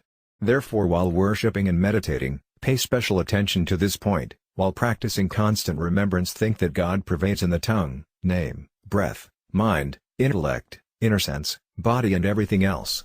By feeling His full existence in all the objects, practice constant remembrance, Rama. Rama. Rama. Rama. He is full to the brim. The question may rise, if he exists everywhere all the time, what is the need of the practice of constant remembrance? The answer is that we practice constant remembrance because we are not contented without his remembrance. Have you not heard about the sages Sanaka, Sanandana et al.? All the four brothers are metaphysicians. One of them tells divine stories, while the other three listen to him. Why do they tell stories of God? Even the ascetics who have become free from all bonds by means of knowledge, jnana, and who dwell in themselves adore him without having any desire because he possesses such virtues which attract the creatures towards them. Bhagavata. God is such that man can't live without adoring him. We cannot get so much of bliss and relish anywhere else, such a bliss has neither been, nor will be, nor can be attained. Therefore we adore him. Don't have the feeling that we can buy God by means of adoration. God is attained by his own grace. We should practice constant remembrance of God and loud chanting with undivided love for God, because we have attached ourselves to the world. We have committed an error by loving the worldly people and material things. To amend tal error we have to practice remembrance, worship and meditation etc. God is not subject to remembrance, worship or meditation specially. He declares, "It is not possible for anyone to see me by Vedas or by austerity or by charity or by sacrifice." XL. 53. The Upanishads declare that God is not attained by a lot of study and scholarship. Nayamatma pravakanina labhya. By hearing a lot you may get knowledge of the sacred books, but can realize God. Lord Krishna says in the Gita, even after hearing no one knows it, the self, really, too. 29. Srutvapaya and Vedanaka evakasit. Don't take the opposite meaning that it is bad to study the sacred books and get knowledge or to have association with the good. The point is that by these means you can't buy and control him. We can keep a thing under our control by paying its full price, but it is not applicable to God. God can't be realized by actions, but he can be realized by his grace. There is also a method to keep God under control. The method is to surrender yourself to him. It is not possible to attain him even by spiritual discipline. Surrender yourself to him without depending on body, mind, tongue, words, leeming, intellect, authority etc., at all. By surrendering yourself to God you can make him dance. God will be under your control. But if you want to control him by means of spiritual discipline, remembrance, loud chanting and knowledge of the Gita and other sacred books and being proud of them, it is impossible. He depends on his own benevolence. One who surrenders himself to him is endowed with his benevolence. He is so cheap that if you say, "O Lord, I am yours," he at once says, "Yes, my son, I am yours." By means of your study, intellect and ability you may develop your knowledge and purify yourself, but you can realize God and control him.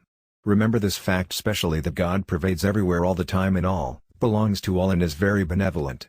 So he will shower his benevolence upon you surely. Now is there any room for disappointment? As a child has got every right over the mother, because the mother is his or hers, and if the mother looks here and there, by catching her chin he or she says to her, "Look at me only," and the mother has to look at him or her. Similarly we may say to God that we are yours, therefore look at us. The saints have said, "I'll not see anyone else, neither let you see any other side." In this way God will keep himself under your control. The merciful has a habit that he loves the one who does not depend on anyone else, therefore, no one should be disappointed about God realization. No one needs to be disappointed whosoever he may be and whatsoever qualification he may possess. Whether you believe the fact or not, you have to practice constant remembrance, meditation and loud chanting at day. But you should understand it well that you can't control him by these means, you can control him only by giving yourselves to him. You are distressed because you have surrendered yourself to the world. If you surrender yourself to God, you will get eternal joy without any doubt. Whatever I have said is approved by the sacred books.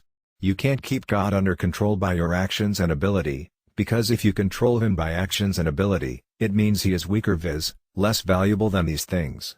If you want to buy a thing for 100 rupees, it means its price is less than 100 rupees. But if it costs 100 rupees for the shopkeeper, we can buy it only if we pay more than the cost, viz., if we pay more than 100 rupees. Similarly, if we want to buy God with the power of our ability, how can we achieve God who is more valuable than our ability?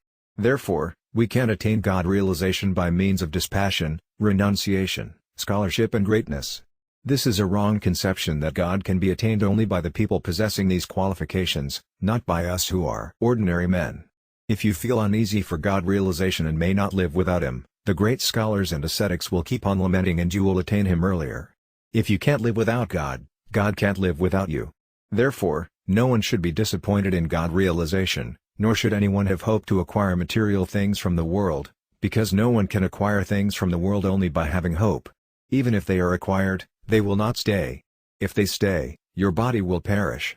The material world neither exists now, nor did it exist in the past, nor will it exist in future. While God pervades now and will also pervade in future, He is never non-existent. This is an established truth. Therefore, God, who is eternal, incessant and omnipresent, can be realized without actions. Narayana. Narayana. Narayana. Necessity of remembrance. Kindly accept a fact which, tell you. All of you know it, so there is nothing new. Can anyone say that He did not exist in the past? Neither does He exist at present, nor will He exist in future? This is not a question about the body. The body did not exist before birth and will neither exist after death. But does anyone feel that He did not exist in the past or will not exist in future? No one has ever experienced that He did not exist or does not exist or will not exist. You may not know what you were, what you are and what you will be, but you have no doubt about your existence. You always have the feeling that you do exist. You say, Yam. This state of your being or existence never perishes. What is real is eternal, it never ceases to exist. There is no shortage in it. So there is no desire. There is a desire only if there is a shortage. Otherwise it is always the same. It has nothing of its own, even the body which is called its own, because how can the body which is perishable be its? It is ever existent without any change and shortage. So what remains to be done? To be acquired and to be known in that state. TT is fact, but you have to acquire more, you have to do more, and you have to know more. Now pay attention, you don't get established in what really exists, but you get established in the body which changes every moment. The result is that there remains something to be known, to be done and to be acquired. You also know that the body changes every moment, it never remains the same. Had it remained the same, the body of childhood should have remained now. But it is everyone's experience that the body is not the same as it was in childhood. This change has not taken place on a particular day, in a particular month or year. It has changed every day, every month and every year. Not only this, but it has changed every hour, every minute and every second. Therefore, body is nothing but the name given to the heap of change. The heap of change means nothing but merely change. Is there any doubt about it? The objects are seen by dull intellect. Actually the objects and the things don't exist, there is only the activity of change in them. When the fan moves, it seems as if it is circular, but actually it is not circular. Similarly, the objects are seen because of the rapid change. This body is seen. It changes more quickly than the time taken by saying the word is. There is a continuous change in the body, but you remain the same without any change. Your eternal existence is called is. But when you identify yourself with the changing body, then desires, wishes and ambitions are born. This is the cause of misfortunes. I live permanently. If I had not lived permanently, why should have undergone much suffering for the actions done in the past? We are suffering for our past actions. Similarly, we shall have to get the result of our present actions in future, viz., in the next birth. But we have to suffer because of our identity with the body. If we had not identified ourselves with the body, the actions of the past would not have affected us. Similarly, if we don't identify ourselves with the body now, we shall have not to suffer in future. Without identifying ourselves with the body, we don't experience any shortage in is. It is the same. Therefore, having that sort of experience, great men have said that the real always exists and the unreal has no existence. But the unreal is seen clearly while the real is not visible. How to see the real? The real is the looker-on of all the objects. The eye sees all the objects, but it can't see itself. The means by which we see all the objects is the eye. Similarly, we can't see that is, which is the looker-on of all the other objects. That is the same. You should accept this fact. You say that you are not experiencing it. So you should develop curiosity to have that experience, get uneasy, go on practicing constant remembrance of God, Rama. Rama. And at the same time have a feeling that is also present at the place where you practice constant remembrance. Kindly accept the fact that is exists all the time, at all places, and in all. Don't accept that he is away from us, we shall meet him only when he comes or we go to him. This type of assumption is wrong. You think that you are approaching him, but actually you are increasing the distance between him and you. You are strengthening your lack of affinity with him. You practice constant remembrance Rama. Rama. Rama. By assuming that he will not be attained now.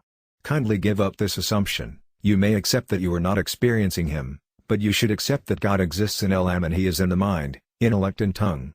He is at the place where you are practicing remembrance Rama. Rama. Rima. And he is also there where you are hearing his name. You are not able to understand and see him, but he exists undoubtedly because the saints and the great souls have said so. Therefore, practice constant remembrance Rima. Rima. By accepting his and you will experience him quickly. But have a keen curiosity, until you have such an experience. Don't give up constant remembrance Rama. Rama. Because in the world there is no other support. After the death also we say, Rama Nama Sat Hai. The name of God is real, the body is unreal. Therefore go on practicing Rama. Rama. Rima. God pervades everywhere in the sounds R, A, M, in the tongue, mind, pulsation, thinking, intellect and enos to the full. He dwells in all and all dwell in him. Therefore he is called Rama.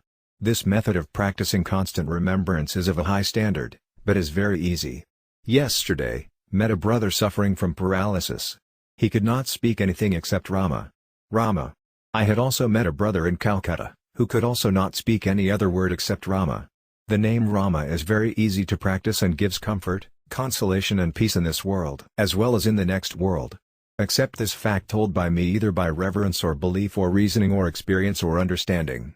But accept that God pervades everywhere, in all the persons and things, and he is ours and is the friend of all. Only he is ours. The great error that a striver commits is that he thinks that he will attain him after adoring him. Expectation to realize him in future is the main error and obstacle in realizing him.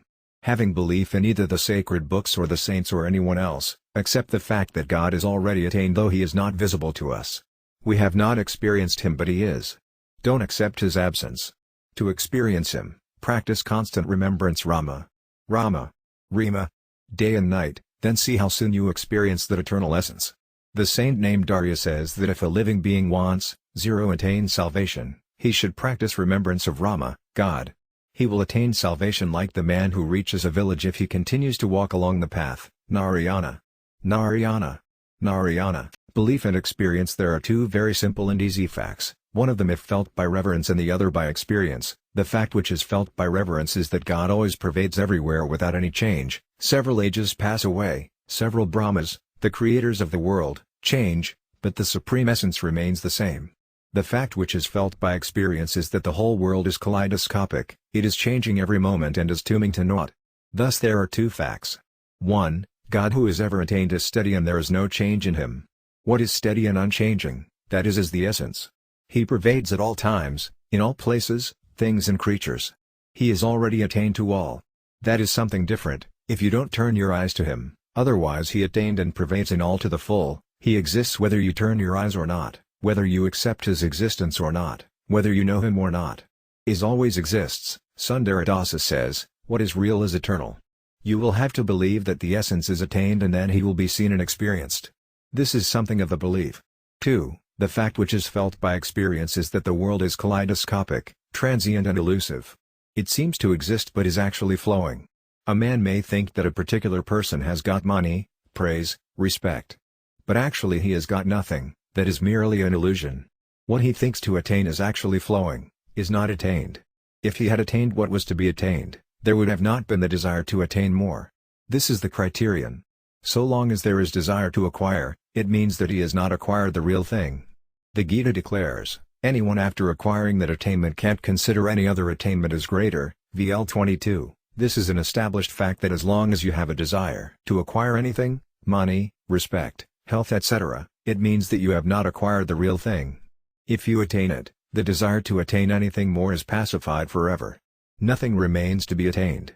What seems to be attained has actually not been attained, because it is non-existent and is an illusion. But the problem is that the people give more importance to the illusion than the reality. What is the solution of this problem? The solution is that we should have a firm belief in what is really attained. So much of experience we have got that, have existed always and will exist always. I am the same what I was in boyhood, the body, the mind, the emotions, the senses, the time, the events, the actions and the circumstances, all have changed, but, am the same today as, was in the past. Vedantic philosophy believes in the eternity of the self, and gives a very strong reason that I am the same. Two men, an elderly one and a young one had met several years ago and again meet. The young man asks, "Grandfather, do you know me?" The elderly man answers, "Brother, I don't know, do you know me?" The young answers, "Yes, no. We had met at that time and talked about these things." You could not recognize me because of a lot of change in me.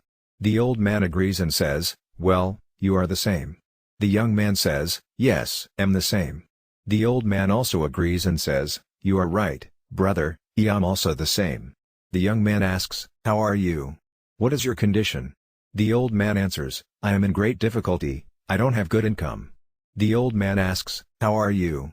The young man replies, I am in prosperity because I have a roaring business. Think about the two gentlemen. The conditions and the circumstances of both of them have changed, but they are the same. There is a lot of difference in their conditions and circumstances.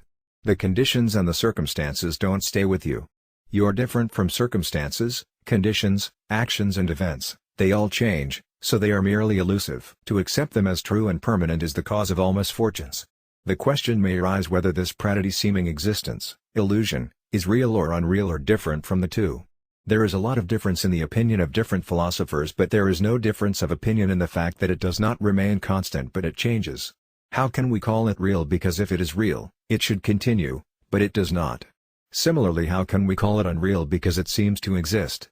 Therefore in the Vedanta it has been called Fananenwakancha, indescribable or undefinable. It can neither be called real nor unreal, not both. It is exceptional. Therefore, it is called indescribable because it cannot be defined.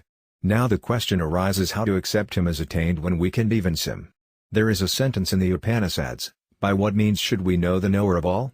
As you see everything with the eye, but the eve is not seen, you can see only the reflection of the eye in the mirror, but you cannot see the eye sense.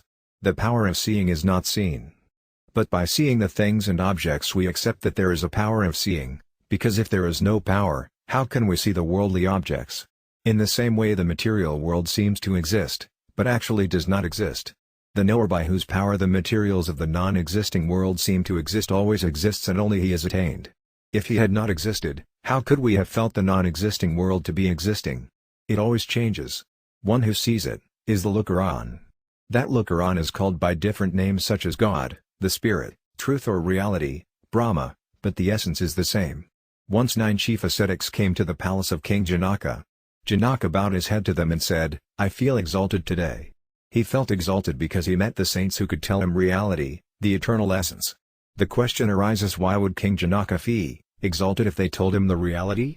God is already attained whether anyone tells it or not. The answer is that we believe only when they tell us. We don't accept it as true without hearing from them. Therefore, ask you to have belief and reverence that the Supreme Spirit, Paramatma, is omnipresent. Therefore have faith in the reality by which the non-existing world seems to exist. Then and then only you can be benefited. Otherwise not, therefore, accept his existence. Though he is already attained, yet you will not be benefited, if you don't accept him. A cow fell ill, her owner went to a physician, the physician advised him to give her half a quarter of a seer, weight, of black pepper first and then to give her a quarter of a seer of ghee, butter purified by boiling and straining. The owner gave the cow half a quarter of seer of black pepper, but did not give ghee, thinking that the ghee was already there in the body of the cow. The result was that the cow's condition became worse. He again went to the physician and said, the cow's condition has become worse. The physician asked him, did you give black pepper and ghee?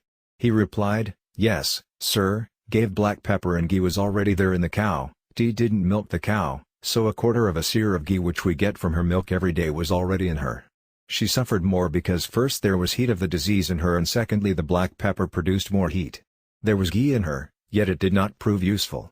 If he had taken out ghee and given to the cow, she might have recovered. Similarly we have to experience that his essence which is already attained. We have gathered here to experience that essence. You will experience that essence only when you have a keen desire and restlessness to experience him. Who is attained and exists always everywhere. You will be benefited only by having such a desire, otherwise you will gain nothing merely by talking. You may also give lectures as, do, but you will gain nothing.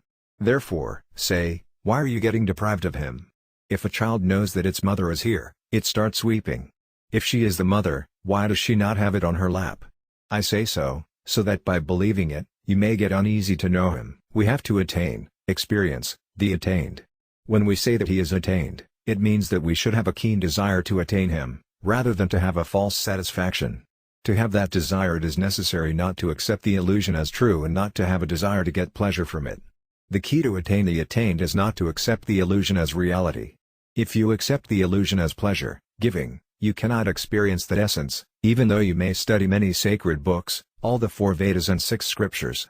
By accepting the illusion as real, you will not be relieved of the worldly distress and you will have to go to hell. No one can save you. The house, money, family etc., are merely elusive, and if you have entangled yourself in them by getting pleasure from them, no one can save you from sin and degradation.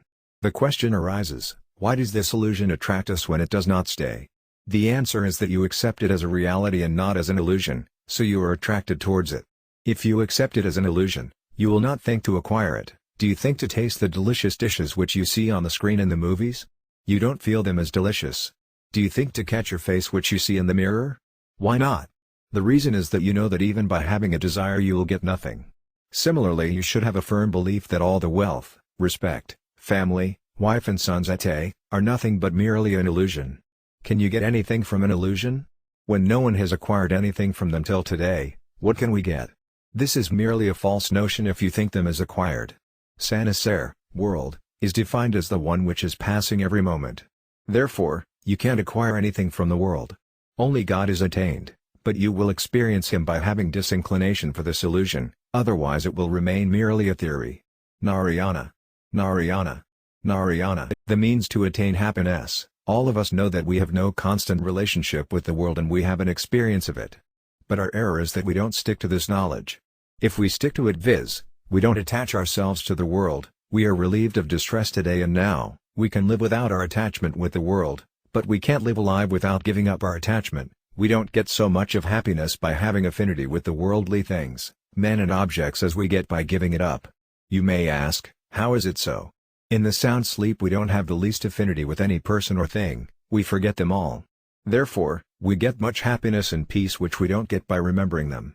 Now think that we have got the tendency to sleep since birth. At the time of sleep we forget the world. We can't live even for 24 hours without the disinclination for the world. If a man is unable to sleep for several days, he may become mad. We don't get so much of diet from our relationship with the world as we get from sleep. On the other hand, we get tired by having relationship with the persons and objects. We do away that tiredness by sleeping. Sleep strengthens, refreshes and activates the body, senses and inner sense. The relationship of the objects and persons deteriorates the refreshing power. We have the tendency to sleep since childhood, but our relationship with the worldly objects does not continue. In childhood we loved the toys and the play more than other objects, men and the house. After that in the youth we started liking money. Now we don't like toys but we love sleep in the same way as we loved in the past. When we started liking the money we liked sleep too. The sleep which we enjoy for getting the money is even more loving. Now after the marriage you have started loving your wife, sons and the family and you spend money for them.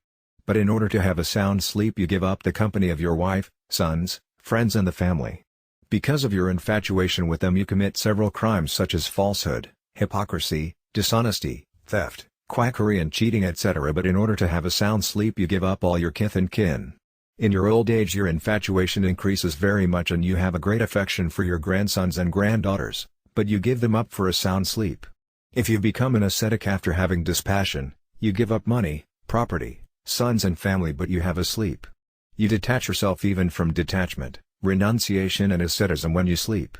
T means that you love sleep in all circumstances. For that sleep you make full preparations.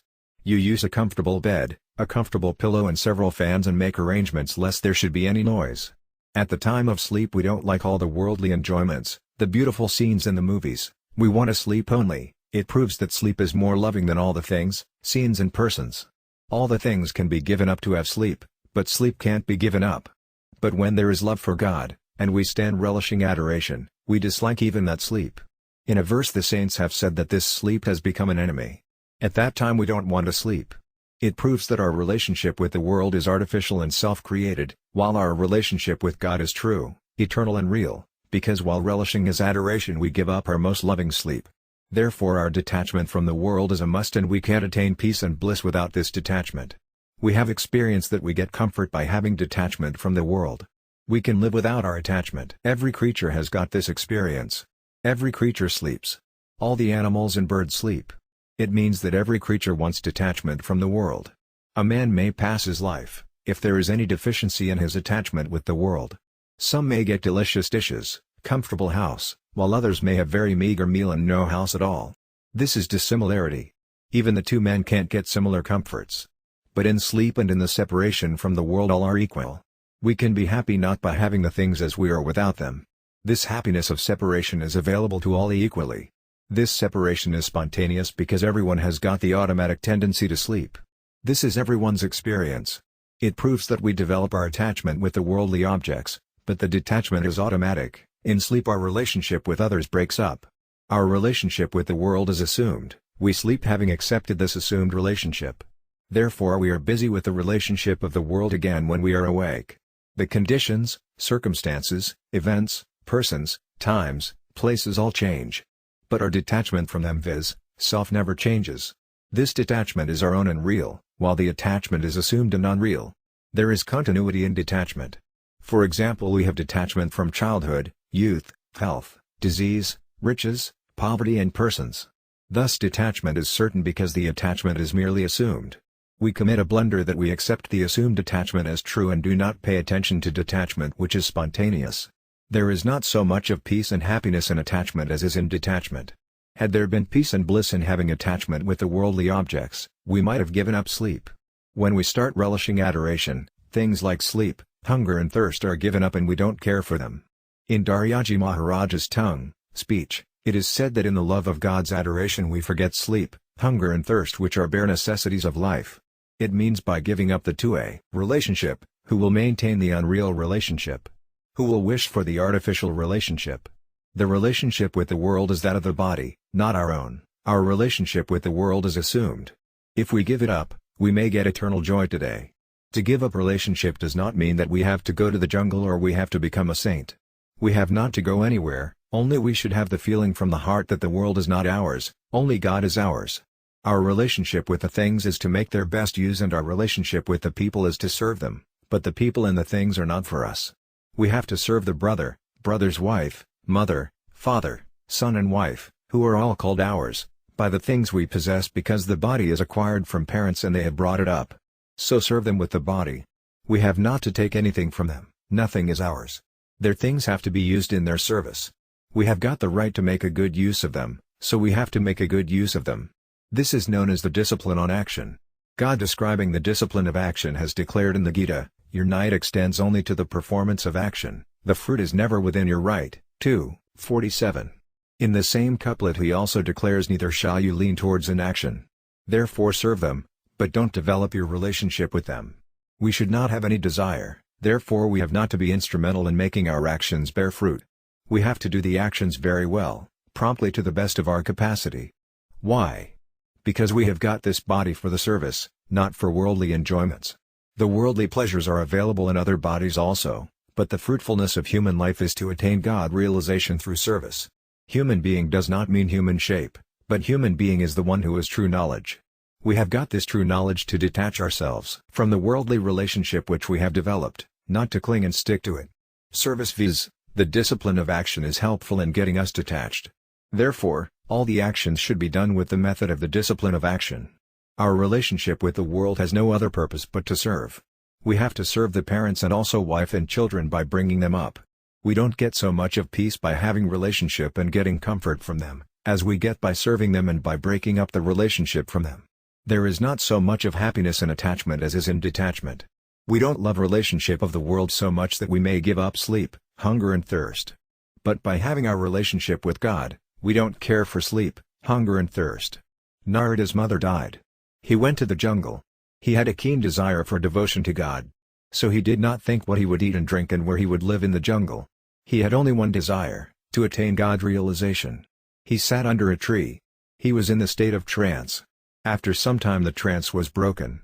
He became so much uneasy that there was a revelation, bad ascetics, kuyogi, can't behold me. After this body when you are born as a son to Brahma, you will attain me. He did not get disappointed, rather he became more restless after having the revelation. So Naradaji wanted to die. The worldly people want to remain alive as long as they can. But Naradaji wanted to die as soon as possible. The people do not have so much of desire for the life of their family as they have for their own body. The cow has a great affection for the newborn calf. She does not even want to go to the jungle to graze grass. But when we give her a good beating, she goes to the jungle. She grazes the grass in the jungle, but when she remembers her calf, she shouts, "Hoon," and the grass falls down from her mouth. She loves the calf more than the grass. But she also loves grass, because she is also eating the grass. When she comes back home in the evening, she runs ahead of all the other cows and shouting goes to the calf. She loves and feeds the calf. Thus she loves her body more than the calf and the grass. Because when she is beaten with a stick, she does not care for the calf and the grass, but she loves her body the most. The second preference goes to the calf and the third to the grass. Like an animal, a man also loves his body the most. But man has true knowledge. So he can divert his love from body to God, because he knows that the body will not remain alive all the time. It always changes, therefore, how can it live all the time? But God lives all the time and we are his fragment, we are his. When we recognize this fact like Narada, we get attached to God by giving up our attachment to the body. Our relationship with God is real, but our relationship with the world is self-made and artificial. We know this reality. If we stick to it, we may attain God realization very quickly. Narayana. Narayana. Narayana. Oragate. Body and self are different. God has bestowed upon man a lot of material for God realization. He has got a long life of many years, while God realization can be attained within minutes. He has been granted a lot of thinking power. God has bestowed man with so much material that he may attain God realization several times, but after attaining once, there is no need of attaining him the second time.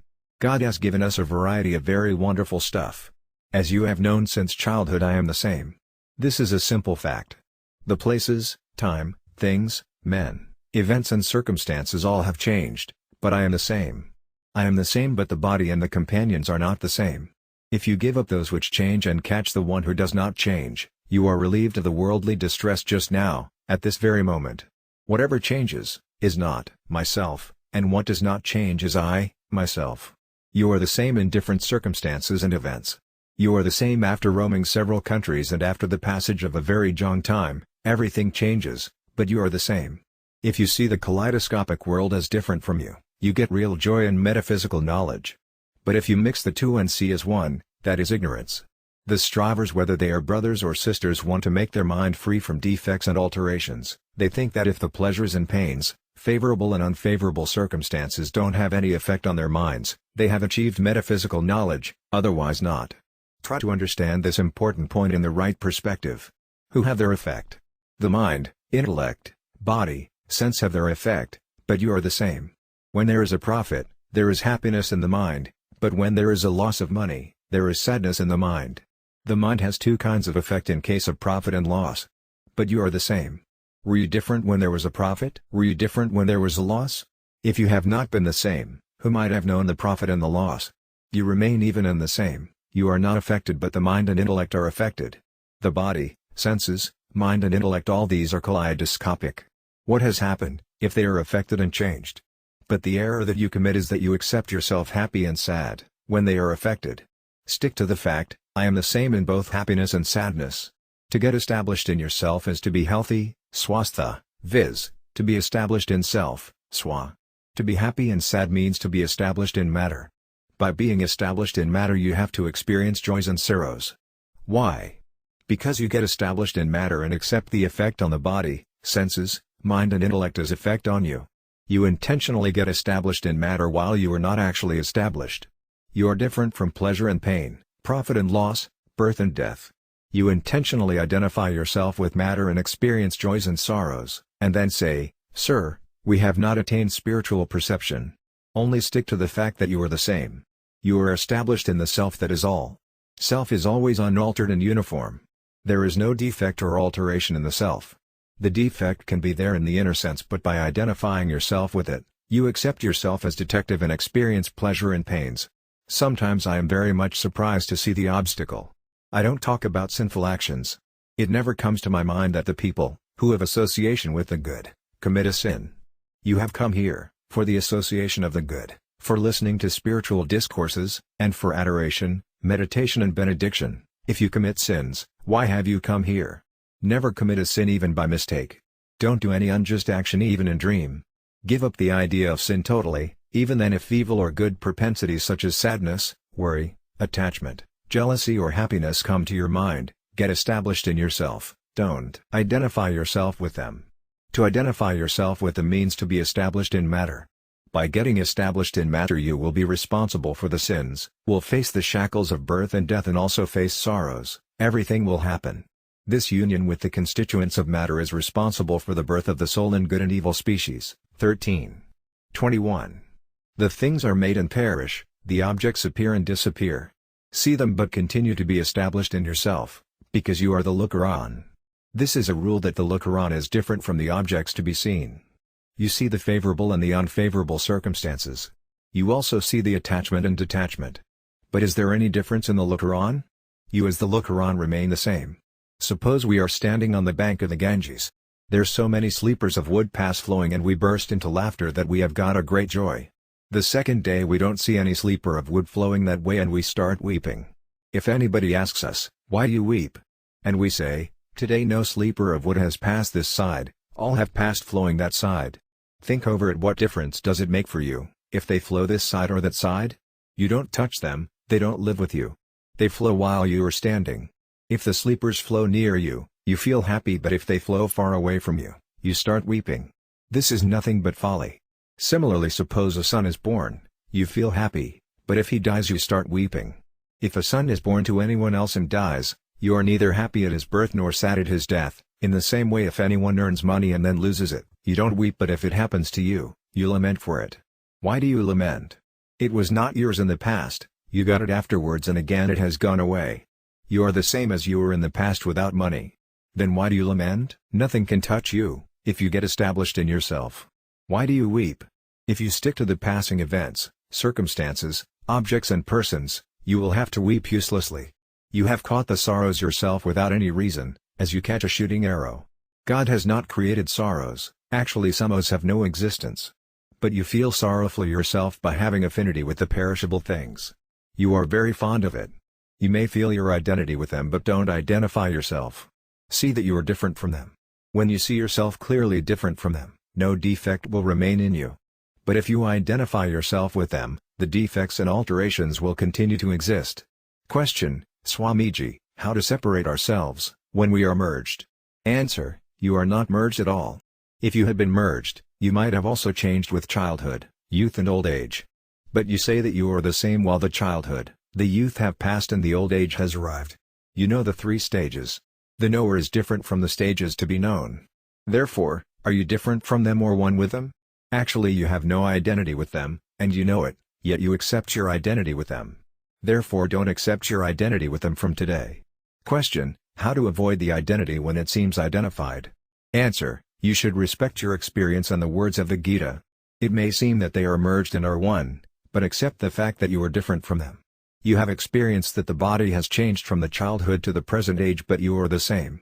Therefore, accept it on the basis of this experience that the body is different from you. If you don't feel your separation, pray to God restlessly, Great Sire, I am not feeling that, am different from the worldly things. But have a firm belief that you are different. If you are not different, the body should not live here but should go with you, or you should live with the body. But neither you live with the body nor does the body go with you, then how can they be one? They are different. As I go out of the house, it means that the house and are different. Similarly the body, senses, mind, intellect etc., are the house and you inhabit it or go out of it. You have no identity, you have only assumed your identity. This is everyone's experience. When you are ill, you take the dose of a medicine such as wormwood which has the bitterest taste for recovery. Similarly, to restore your real health I am different, drink this medicine. Even then if you don't feel them as separate, you get restless. If you have a keen restlessness, you will feel the separation instantly. But if you go on relishing the worldly pleasures, you may study numerous sacred books, including Vedas, may become a scholar, you will not feel the separation. If you get restless to feel this separation quickly, you will not feel them as one because it is an error to accept them as one. If you have a firm determination not to commit this error again, this error will perish in no time. Narayana. Narayana. Narayana. The obstacle to attain God. You ask how to attain God realization. The answer is that you can attain it just now, if you wipe out your attachment with the sensual enjoyments. The attraction in the sensual enjoyments is the main obstacle. If we think over it, we can understand properly that this desire for sensual enjoyments hinders in attaining God realization.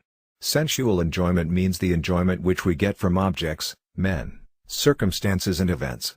How will it stay incessantly? Because the means by which we get enjoyments themselves originate and perish. When this sensual enjoyment becomes unbearable and you give up this artificial enjoyment, the natural joy will manifest itself and you will experience it spontaneously because the you by nature is joy itself. You may hear in the discourse that you may have no affinity with the world, and that you have real affinity with God, but this preaching will not be useful unless you give up the unnatural joy. The world is perishable and transitory. You may hear and learn it but will not experience. By saying and learning that the world is unreal, your affinity with the world does not break up.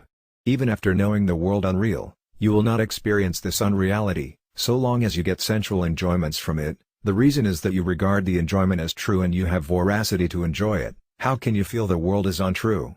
It is an open fact that the result of the sensual enjoyments is sorrow. No creature who enjoys worldly pleasures can escape from sorrows. It is impossible. He will have to suffer pain certainly. Even by knowing this fact, why does the man not give up the desire for enjoyment? What is the reason? The reason is that we don't think about the result of this sensual enjoyment, which seems loving, attractive and believable. Even if the man thinks, he shuts his eyes and does not want to know the result in the right perspective. Therefore, God, describing the Raja's happiness, has said in the Gita, the material happiness, which arises from the contact of the senses with the objects, is nectar-like in the beginning, but is poisonous in its effects, is called Rajas, physical attribute, Zveel. 38. The man can think over the result. Other creatures such as animals and birds have not got the power to think over the result. The gods live in heaven for enjoyment. Their aim is to get pleasure. They can't know its result. The aim of human body is only to attain God realization. Only man can think about the result, therefore, men should always think about the result of these sensual enjoyments. The result of the sensual enjoyments will be nothing but pains. God has declared in the Gita, that the enjoyments which are born of sense contacts are a source of misery. V. 22. All the miseries of the world, such as imprisonment, calumny, ignominy, disease, sadness, worry, uneasiness and confusion, are the result of voracity for sensual enjoyments, and then it paves the way to hell. Therefore this voracity for sensual enjoyments is the main disease. Enjoyment is not such a big obstacle as is the voracity for enjoyment. Enjoyment without voracity is not an obstacle, but even without enjoying, the desire to have them is an obstacle. Enjoyment comes and goes but the voracity remains. When there are no pleasures, we have the voracity to get them. When we have, we love them, and when they pass away, we have liking, attraction and voracity for them. This is the real disease. An easy way to get rid of eyes disease has been mentioned in the Gita. Renunciation is difficult to achieve in the absence of yoga, karma yoga, the discipline of action, whereas the karma yogi keeps his mind fixed on God, reaches Brahma in no time. V. 6. What does yoga yukta mean? In the Gita, even-mindedness is called yoga, il. 48. If there is even-mindedness in the dualities of the world, such as pleasure and pain, profit and loss, birth and death, disease and health, respect and ignominy, praise and calumny, it is called yoga.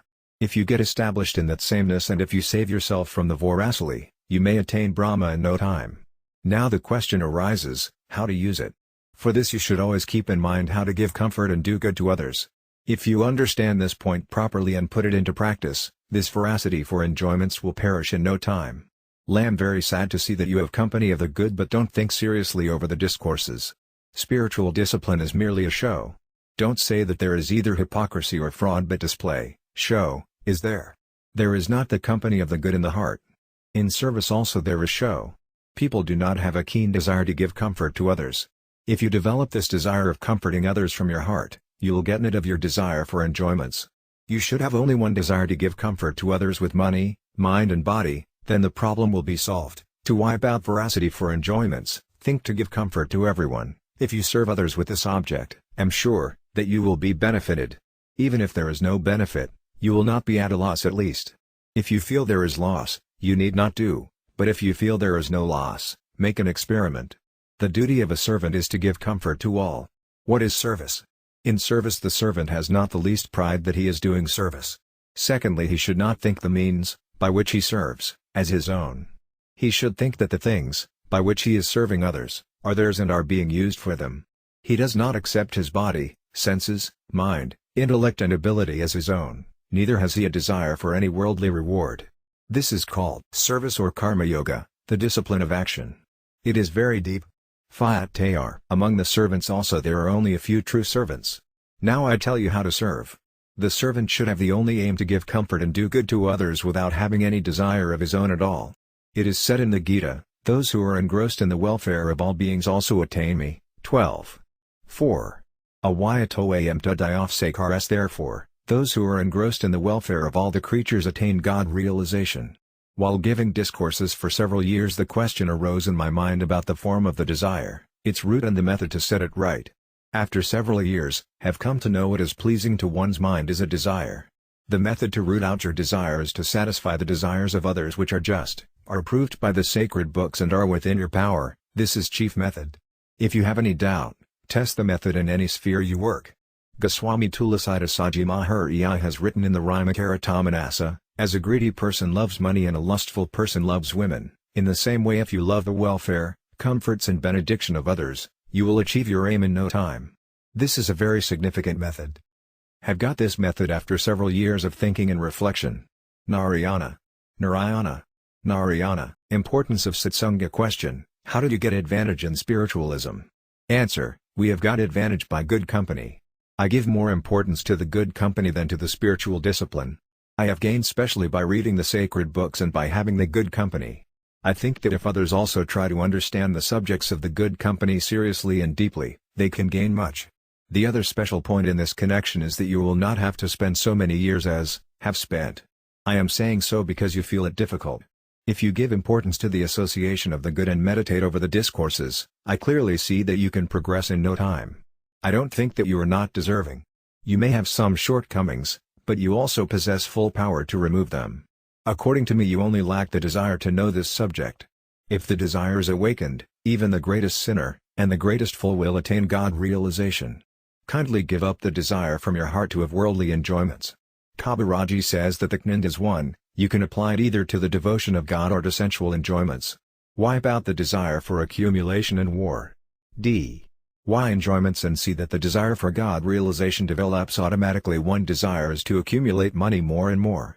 The second is to have worldly pleasures, luxuries, respect, praise, health and position. By giving up these two desires, you will automatically have the desire for God realization. You say that you do not have a keen desire. The reason is that you have not so much of renunciation as you should have. Actually, there is no renunciation in the mind. What is renunciation? In the Gita at several spots there is mention of renouncing the desires. What is a desire? The desire means that it should be and it should not be. If you renounce it, you will gain a lot. The Gita declares that the man who renounces the desires is a sthita prajna, stable mind, viz., the person who has attained God. Think a bit that a man can't gain anything but disgrace by having a desire. The body and the family are not brought up only by having a desire. Money does not depend only on desires. These things are acquired by fortunes and actions. There is a great affinity between them, but there is no affinity at all between the objects and the desire. Now kindly try to understand the point. The objects have no affinity with the desire. Can you say that you are poor because you have not desired to be rich? If you had had a desire, you would have become rich. Therefore, do you not feel that the objects have no relationship with desires? The objects have relationship with actions because actions and objects both are worldly things. Both are the same in essence. The objects are connected with the actions whether they are of the past or the present. The actions of the past are called fortune and the actions of the present are called labor. Therefore, both fortune and labor are actions. The objects are acquired by actions, not by desire. If I have a desire to be brought up, shall I be brought up? All of you may have a desire for an hour that his family should be brought up without giving him a single pie, and without doing any labor. Will the family be brought up merely by desire? Not at all. Therefore things and objects can't be acquired by having a desire. Only God realization can be attained by having a desire. If you have a keen desire for God realization, you will attain the essence. Question: why is there this contradiction? Answer: we have no real affinity with objects, we are different from them in time and distance. Therefore, they will be acquired by actions. But there is no difference of time and distance between God and us. So he is attained merely by having a desire. He is at no distance from things and men. He pervades at the place from where you say I and always permeates everywhere. Time and distance are also within him. He is omnipresent. As soon as there is a keen desire, he appears. The money, unlike God, does not pervade everywhere. It will have to be produced by actions. Therefore, things and objects are acquired by actions, while God is neither to be produced and created nor is there any change to be brought about in him. He exists everywhere all the time. Therefore, he is attained not by actions but only by desire, while no worldly thing can be acquired only by having a desire. Actually, God is already attained. When I say that you should have a desire for God realization, it means that its purpose is to wipe out the worldly desire, otherwise no desire is needed for God realization. He is the same everywhere, ever attained. But he can't be experienced because the human beings have the worldly desires but no desire for him, therefore it is necessary to have the desire for God realization in order to root out the worldly desires. As far as the acquisition of the worldly things is concerned, three factors are responsible: desire, labor and fortune. If you have all the three, then and then only you can acquire a thing. You can say that there is a big family, you can't even live from hand to mouth, how can you live without a desire? The answer is that you can get nothing by merely having a desire. Have a desire to work, don't remain idle. Don't work with dishonesty, quackery and cheating. Work with justice. Don't give importance to money from your heart. Give up greediness and the desire for accumulation and you will have a new fortune, viz., you will gain what was not in your fortune. Have a firm determination that you will not commit sins such as injustice, falsehood, fraud and forgery even though you may die. Death will make no difference because once you have to die. If you die by committing falsehood, fraud and dishonesty, you will take a bundle of sins with you. What is the harm, if you die quickly without the burden of sins? Don't accumulate sins. If you can't earn money without committing a sin, it is better to die of hunger. It will not pave the way to hells, otherwise you can't escape from the hells. Even Brahmaji, the creator of the world, can't save you. You are the persons who keep good company and understand everything. Try to understand what I say. Have a desire to do your duty and don't be idle. Now pay attention to the four important factors which I generally say. 1. Make the best possible use of your time. Neither be idle nor waste your time in futile activities such as playing cards, kapata, a game like backgammon which is played with 3 long dices, plays, shows, movies and smoking etc. These activities are the tamash constituents, darkness attribute, which pave the way to hell. Don't waste your time on such trifles. Be always busy with such activities as are useful in earning a livelihood, in attaining God realization, in maintaining health and in the welfare of the world. 2. Do the work to the best of your ability and capacity so that you may get satisfaction and others say that you do well. Whatever activity, reading, writing, sale, purchase, accountancy etc., you do it properly and elegantly. The mothers and sisters should cook food and serve it very well, though the stuff may be very simple. Try to give satisfaction and comfort to all with your activities. 3. Be aware that you don't have any claim on others' things, though you may lose your claim on your own things. 4. Spend the least amount of money for your personal life, spend for the bare necessities of life, such as food and clothes. Don't spend on luxuries and fashions. If you do like this, you can't be at a loss. Sometimes people say that they have no job and are sitting idle. This point is baseless and futile. Why do you sit idle? Practice constant remembrance, loud chanting and study the sacred books such as the Gita and the Ramayana. Be busy with the work such as sweeping, cleaning utensils, shoes, drains, urinals and latrines. Go on doing some work or the other. If you want you can get a lot of work to be done. By doing this sort of service the inner sense will be purified. Don't waste your time. The time of the human body is not to be wasted. The oil in the oilman's house is not to wash feet, but to use it properly. God has bestowed upon us the human body and discretion which has been given to make use of the time rather than to waste it in loitering aimlessly, visiting movies and playing games such as cards, and kapata, a game like backgammon. TS time is to be used in the best of pursuits. It is a great loss to waste that time. You can earn money again. If a young son dies, the small boy can grow young or the mother can give birth to another child, but the time once wasted can't be brought back, that is wasted forever. You spend the money very carefully, but you waste the time without any purpose. Is it wisdom? You spend your time in visiting an airplane. What is the utility? Think what you have gained, whether it has improved the health or the society or whether you have earned money or attained God realization. Why do you waste your time, the priceless possession granted to you? Be aware. If you don't waste time, but make the best possible use of it, you will make worldly and spiritual progress surely. I have no doubt that you will gain in any sphere you go. Even if an atheist makes use of his time, he will progress according to his resolution and action. If a believer makes proper use of the time, he can attain God realization. There is need to be careful. Don't waste time in carelessness and negligence. Don't have any claim on others' things. The body which is called mine or even I is different from you. Therefore, to get comfort from it means to take the right of the world. Therefore, don't get comfort from it. Similarly, your wife is different from you. Fulfill the right of your wife. Don't snatch her right. Similarly, bring up and educate your son to the best of your capacity and perform the duty of a father. Serve your parents and perform your duty to your wife. Don't snatch anybody's right, whether he is a neighbor or the businessman with whom you have dealings. Have true and honest dealings. In spite of doing all this, you will not get out of debt, but if you don't expect anything from them, you will not run into new debt. After being careful, you will come to know how you are having claim on others' objects and things. Now you don't know. If ask you, you will say that you don't have claim on the things of others and you don't commit sin.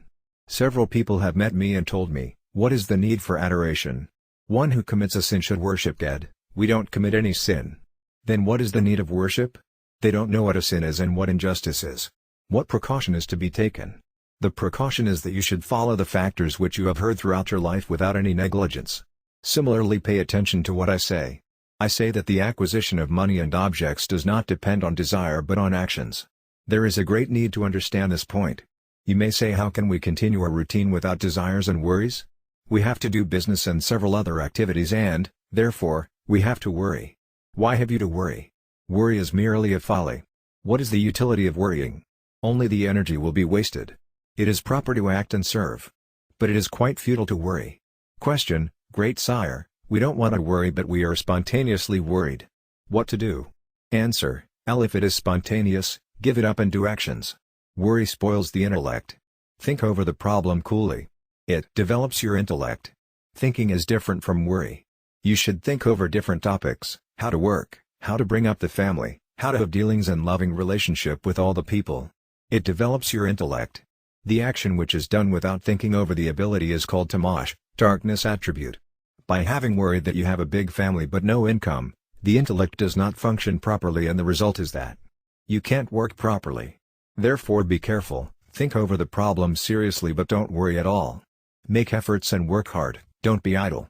Study the books. Think over the problems and discuss them. Listen to the Bindictory discourses, put them into practice and make your life developed.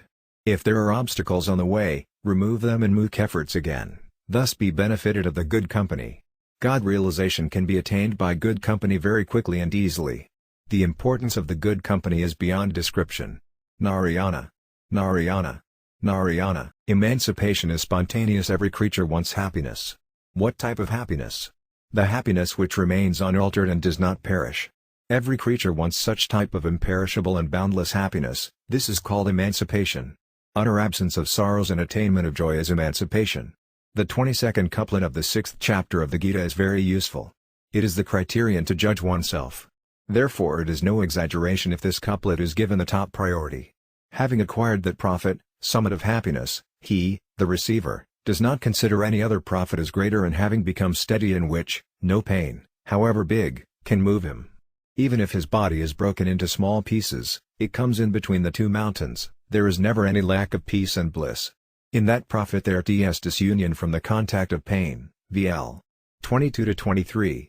The so-called mukti, emancipation, from pain, actions, life and death is very straightforward and easy. In the sacred books it has been described as difficult and also easy. In the Gita it has been declared that the supreme essence can be attained very easily, that is imperishable and does not perish after being attained. Is there anything as easy as this? The world, viz., the body, the family, the wealth and the property which seem yours were neither in your possession in the past nor will remain in future, therefore don't accept them as yours. In the Gita the characteristics of the man free from the bondage transcending the three constituents are described. For the man who is ever established in the self, pain and happiness are the same, he has become swastha, steady, for whom earth, stone and gold are quite the same, for him the pleasant and the unpleasant, praise and calumny are just the same. For him honor and ignominy are alike. He is alike to the cause of a friend as well as to that of an enemy, and he has renounced the sense of doership. He is said to have transcended the three gunas, constituents. XTV 24-25. For Hyas and Painion are the same. In his inner sense he is the same in profit and loss, praise and calumny, because he is established in his own self. The gain and the loss of the wealth, the property, the family, which he does not regard as his own, does not affect him. The birth and death of millions of people of the world don't have any effect on us. We merely hear that so many people have died at a particular place and we only exclaim Rama, Rama, Rima, but it does not hurt our heart. Similarly, if an unknown person becomes rich, We don't feel happy. We have even-mindedness in their joy and sorrow, profit and loss, thus we are free from most of the wealth, property and families. We are attached to a little wealth, a little property and a few men. Thus we have achieved the lion's share of emancipation, only a little remains to be achieved. Now have courage to emancipate from them also. It is not difficult because the wealth, the property and the family were neither ours in the past nor will remain ours in future. Our desire to maintain them is the only bondage. But this desire of having the man and things forever is never satisfied because they never remain with anyone forever. We know that they will pass away, yet we want to get our possession over them continuously. They were with us neither in the past, nor will remain in future. If we give up our insistence whether they live with us or don't live with us, what will be our loss? There is no bondage of most of the men and things, we are already free from them. If we either mix the few things, so-called our own, with most of the things of the world, or have no attachment to them, we achieve emancipation. If we seriously come to know that the process of emancipation is spontaneous because we have not got so much of age today as we had when we were born. Death is approaching us. The day is bound to come when we shall have to give up all the things, therefore if we give them up from heart, we may attain supreme bliss. The detachment from all the creatures and things, which you have assumed as yours, is certain. This detachment is rather taking place every moment. Suppose you have to live in your house for 60 years and you have lived for 30 years, half of the time has passed, viz., you have died half. It means that you will live for 30 years more. These 30 years have passed by the passage of days one by one. We think that we are living. But the fact is that we are dying every moment. But this fact seems unpleasant. It may seem unpleasant, but it is quite true. If a man has to live alive for 60 years and he is 40 years old, will he live for 60 years more? No, he will live only for 20 years. In these years also his life is perishing day by day. This body is dying every day. One day the people will say that he has died. He has not died that day, he started dying from the day he was born. Today the process of dying has completed. As he has died, all are going to die. We should give up their company from the heart, as they will not live with us forever. We should not insist that they should live with us forever. If we have a desire that they should live with us for a long time, they can't live. Similarly, without our desire they can't live for a short time. They will live as long as they have to live. But if they die against our desire we feel very sad. If we give up our attachment, whether they live or die, we are always happy. We should accept the fact with a firm determination that death is certain. By thinking so we get a lot of consolation. This is the experience of every one of us. We have the experience that when the sun rises all the people are busy with their work.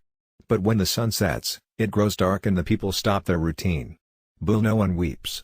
When a close relative dies we say that it has grown dark in the house and we weep. But when the sun sets, it grows dark in all the houses and in the whole world, but we don't weep. What is the reason? The reason is that when the sun rises we think that it will set in the evening. Therefore we complete our work in the house or the field quickly before the sun sets and we are not sad. When it grows dark, we burn the lamp or candle or switch on the light. But we don't lament. Why do we not lament? We know that it was sure to happen. Therefore the saints have said, whatever grows, perishes and whatever blooms, fades. The big buildings also fall down and one who is born, dies. So what is new in death? But to expect that they should live, is the cause of sorrow. The old ladies lament over the death of the young son and say that they did not know that would die so soon in their presence. So the error was in their knowledge, not in the death. He has died at the right time. I have also heard people saying, great sire, he was decayed earth. But then who were made of the baked earth? All are made of the decayed earth. How long shall we live? Nothing but death is certain, therefore, have the best dealings with all the people. Several men sit in a boat to cross a river, but after crossing the river, they go their own way. In the same way the members of a family after living in the same house go their way. Just like the company in the boat we all have come together. Therefore have the best dealings, our stay here is quite uncertain, we have to go certainly. But we have accepted the certainty as uncertain and uncertainty as certain. We have to lament because of our own error. Therefore understand beforehand that this affection is going to break up, it can't stay. Remember that this is a mortal world, the world of the dead. All those who live here are mortal, no one is immortal. Then how can you live here? Fix this point in your heart firmly and have the best dealings with everyone, because you have to stay here for a short time. Utilization of right now. Tell you a story which I heard. There was an elephant, after his death he went to the god of death. The god of death asked him, "Oh, I gave you the biggest body of all the creatures and you lived under the control of the man who is only as big as your leg. The elephant said, "Sir, the man is such who controls the biggest." The god of death said, "Innumerable people come here." The elephant said, "They are all dead. You will know the fact if living men come here." The god of death said to the messengers, "Bring a living man." The messengers said, "Oh. Okay." The messengers while wandering saw a kayastha, a caste among the Hindus, sleeping on the roof in summer season. They picked up his bedstead and started carrying him to the god of death. He awoke from sleep. He was a writer. He had read the characteristics of the messengers of the god of death. So he recognized them. He did not make a hue and cry with the fear lest he should fall down and break his body into pieces. He took out a piece of paper from his pocket, wrote some words on it and put it again into his pocket. The messengers took him to the god of death when he was holding a meeting. He took out the piece of paper and gave it to the messengers to give it to the god of death. In that piece of paper there was the name of Vishnu Maharaja, one of the three principal divinities of Hindu mythology, the preserver of the world. The god of death read the piece of paper. It was in the form of a letter which was addressed to the god of death and was from Narayana, the preserver of the world, who is supposed to live in paradise.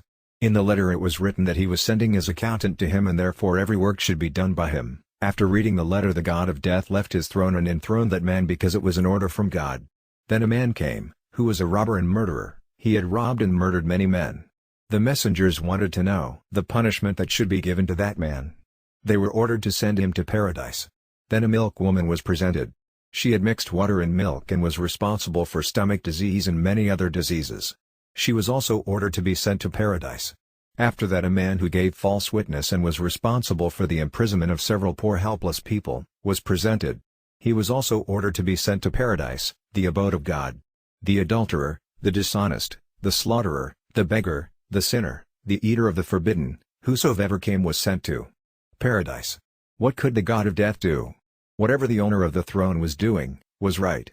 Thus there was a long queue in paradise. God said, "How are so many people coming here? Is an exalted soul born in the mortal world? What is the matter?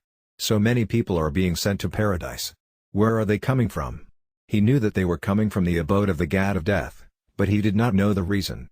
God himself went to the god of death and asked, "What is the matter? Are there so many pious and virtuous people?" After kissing God, everyone present there including the god of death stood up. God asked the god of death, "You have sent so many people to paradise, are all those people virtuous and pious?" The god of death said, "Sir, I have not sent them, your accountant has sent them." God asked him, "Who sent you?" The Kayastha said, "You." God said, "How?" He replied, "Is it within my Father's power to send me here? You sent me here. Can any work be done without your permission? Have I done it with my power?" God asked, "Why have you sent all the people to my abode?" "Sir, if it is wrong to send the people to your abode, all the saints and exalted souls be punished. But if it is not wrong, why do you blame me? If you don't like, you can send them back. But you will have to delete this couplet from the Gita, otherwise your rule will be broken. After reaching the abode of God there is no return. 15.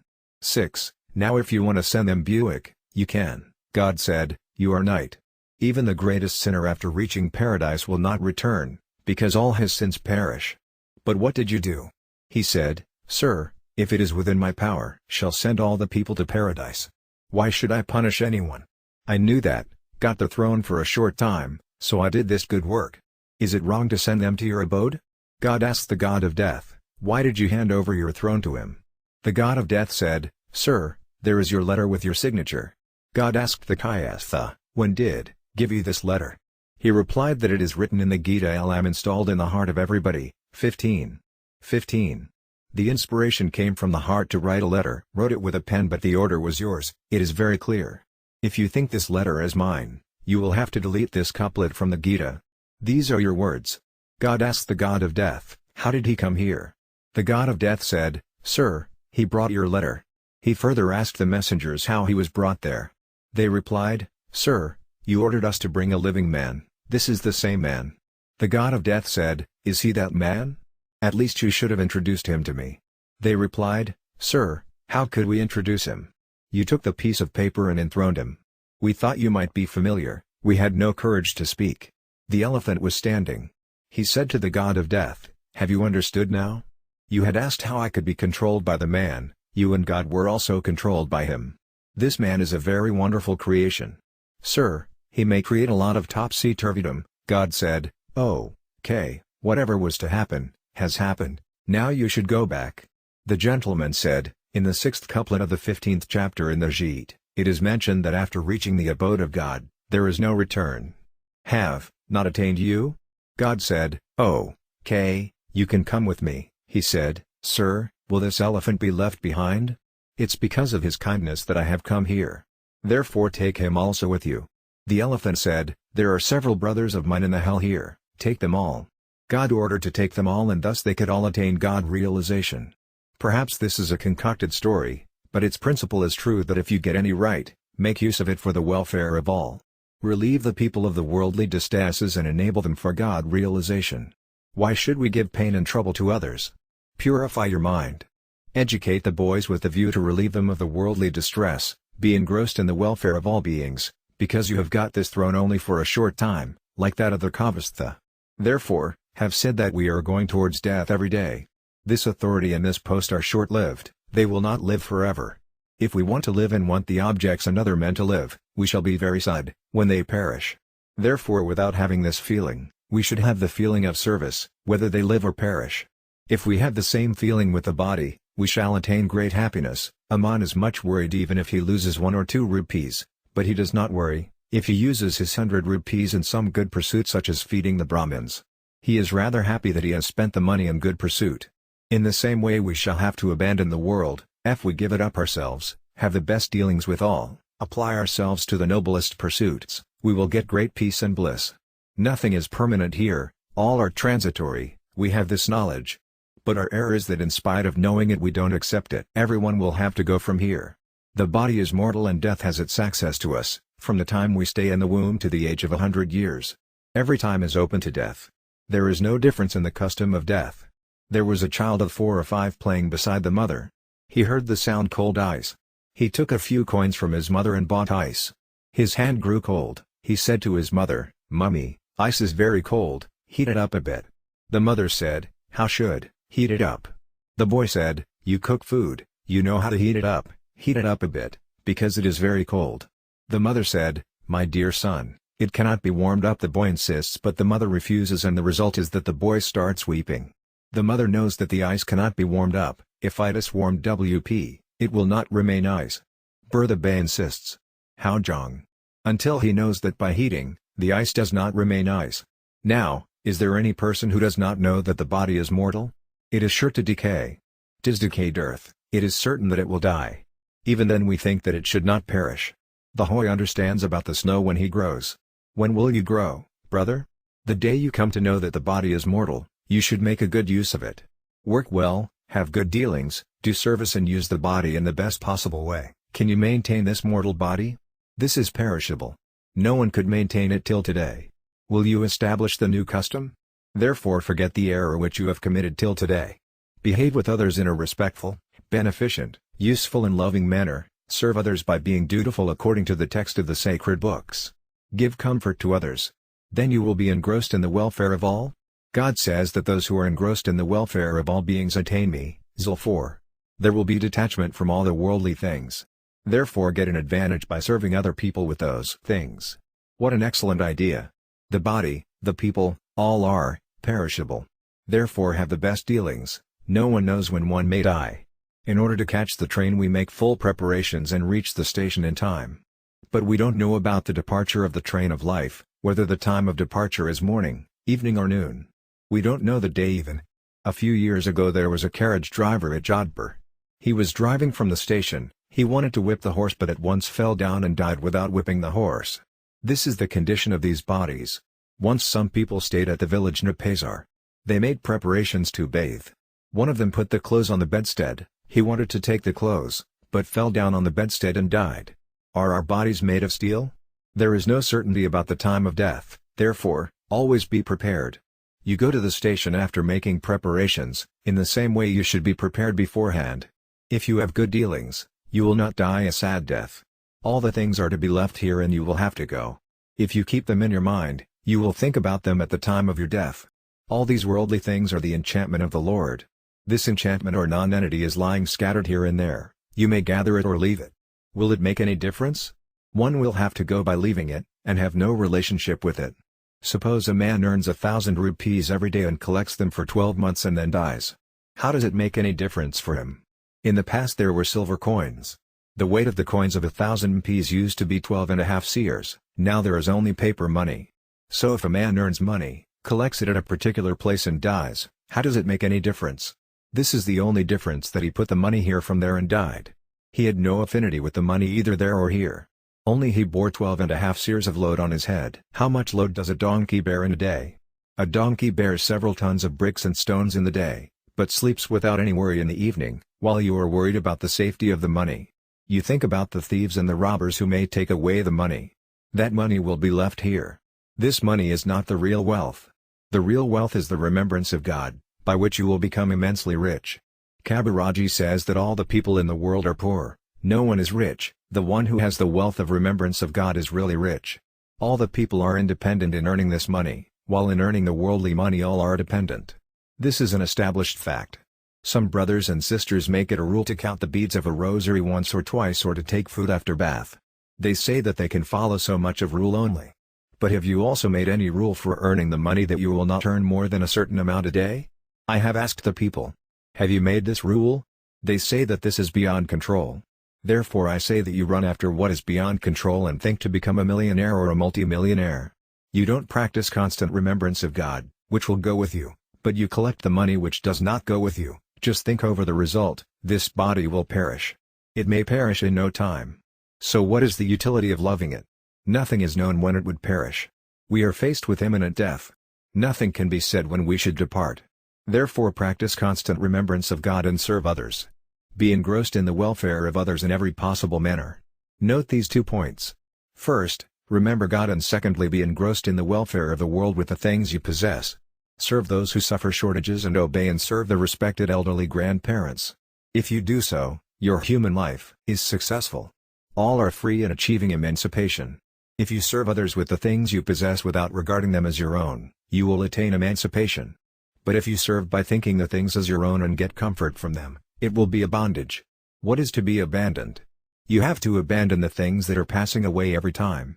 They will all perish. You have to give up your love and attachment. Do you have to apply any special force in giving up your attachment? Only give up the sense of I and mine which you have in the body to attain supreme bliss. He who is free from attachment and gives up egotism attains peace and bliss. 71. Established in this state, even at the last moment of death, one attains Brahmic bliss. 72. All of us may attain this state. All of us deserve it. The condition is that we should have the desire with a true heart. Then we shall attain the supreme bliss and sadness will perish forever. We are free in having and giving up egotism and attachment. We shall have to give up all of them. Therefore give up your attachment beforehand. Surrender them to God silently from your heart, that all these things are His. This is a fact, that all these things belong to Him. We have made only an attack stealthily by accepting them as our own. Therefore surrender them to God. O Lord, I surrender AA to you. Doing so I lay God and feel overjoyed that there is no responsibility to be shouldered. The thing of God has been handed over to Him. God will accept it certainly. There is no need even to express it in words, because He is omnipresent. Narayana. Narayana. Narayana. Importance of the right use. The Supreme Spirit is such an essence which can be attained by anyone who has a desire. This is not a rule that you can get property, riches, respect and health by having a desire. But God can be attained only by desire. You can get materials such as money, A, if you have a desire, B, make an effort, and C, if your fortune is favorable. But all the people can't get them equally. But all can attain God equally, because He is everyone's own, and everyone has got right over Him. God says that the soul, Atma, is evidently a fragment of God. In essence God and the soul are the same, therefore everyone has got his full right over him. A boy can go to his mother's lap because he has got every right over his mother, he accepts that she is his own. Similarly God is everyone's parents. He is the father and mother to all, He has been and will also remain forever. No man is unworthy, unauthorized and weak in attaining Him, therefore there is not the least room for disappointment in God realization to anyone.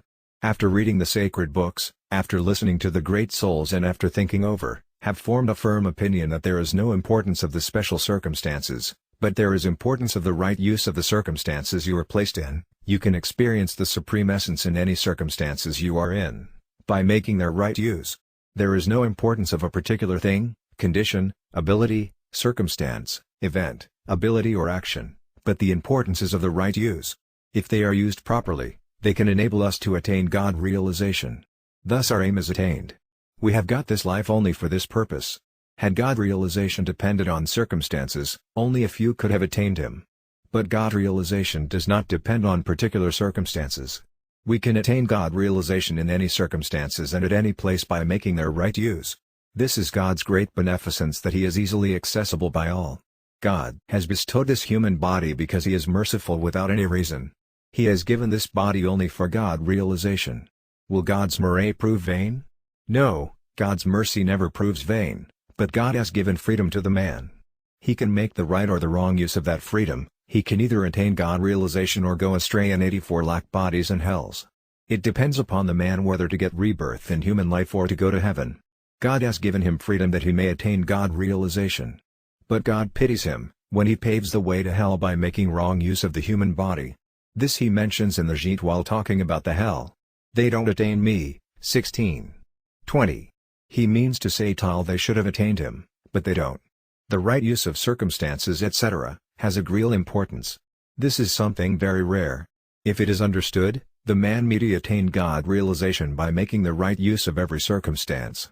If we have a keen desire for God realization and think how to attain Him, what to do, where to go etc., He can be attained in no time. In the Ramakaratammanasa it is mentioned it is God's nature that He loves the one who does not depend on anyone else, but depends only on Him. Such a creature is very loving to God. Therefore, God, after giving full preaching in the Gita, tells Arjuna the gist: surrender yourself to me alone. You need not do anything else. Don't indulge in discussion about the duty. 17:66. It means undivided surrender. Arjuna by surrendering himself said, my mind is in doubt about my duty. 11.7. Therefore, God says that he need not bother about the judgment of duty. He should surrender himself to Him by giving up all discussion about the duty. O Lord, I am yours and you are mine. Neither any creature nor thing in the world is mine nor am theirs. I am yours, you are mine. Thus surrender yourself to God. There is one point in surrender, that I have no attachment to the things and persons of the world. The relatives of the world, such as parents, brothers, wife and sons, have some just expectations which are within your power. You should fulfill them. Have affinity with them in order to serve them. Don't have affinity to acquire anything from them. What can you acquire from them? Nothing in the world is permanent, while you are permanent. These things and creatures will not live with you. Serve the members of the family and their relatives. Give the things which you have acquired from them happily because they make their claim to them. If you have a desire to take anything from them, you will get into debt, and by running into debt you can't attain emancipation or blessedness. By serving them you will attain blessedness. If you have affinity with the people of the world only to serve them and not to get anything from them, they all will be pleased. The members of the family and other relatives get displeased only when you want to take anything from them. When you don't want to lay any claim to them, neither do you want to take anything from them, but only want to serve them, no one will be displeased and there will be your unity and love with them. This is a very fine art to live in the world. This is also the art for emancipation. What a fine thing! In doing service to others you get double benefit because the world and God both are pleased. In addition to this you will attain God realization. When you have the only aim to attain God realization, surrender yourself to Him. Don't depend on the world but serve the world with your power. By your service, the world will be pleased, and by your surrender, God will be pleased, and you will attain God realization spontaneously. You will have not to make efforts. What a simple and straightforward method it is. If you have a desire to take anything from others, you are attached to them, but if you have a desire to give to them, you are detached from them. This, you might feel, is something new. I also felt it somewhat new when I had got it. But when thought over it, concluded that this is a fact. If you have a relationship with others only to give to them, there is detachment. Make an experiment and see. Have your affinity with them to serve rather than to acquire anything from them. It is a vital fact. For example, the members of a serving committee go to fairs etc. There they serve the people, make arrangements, carry the sick people to the camp, give medicines and treatment, and remain awake throughout the night. If anyone dies, they perform the funeral rites. But they don't weep. Why? The reason is that they have their affinity only for service, not for acquiring anything from them. Therefore they have not to lament. Similarly, we should have affinity with the world to serve. When we have affinity with the hope to acquire something, we have to lament.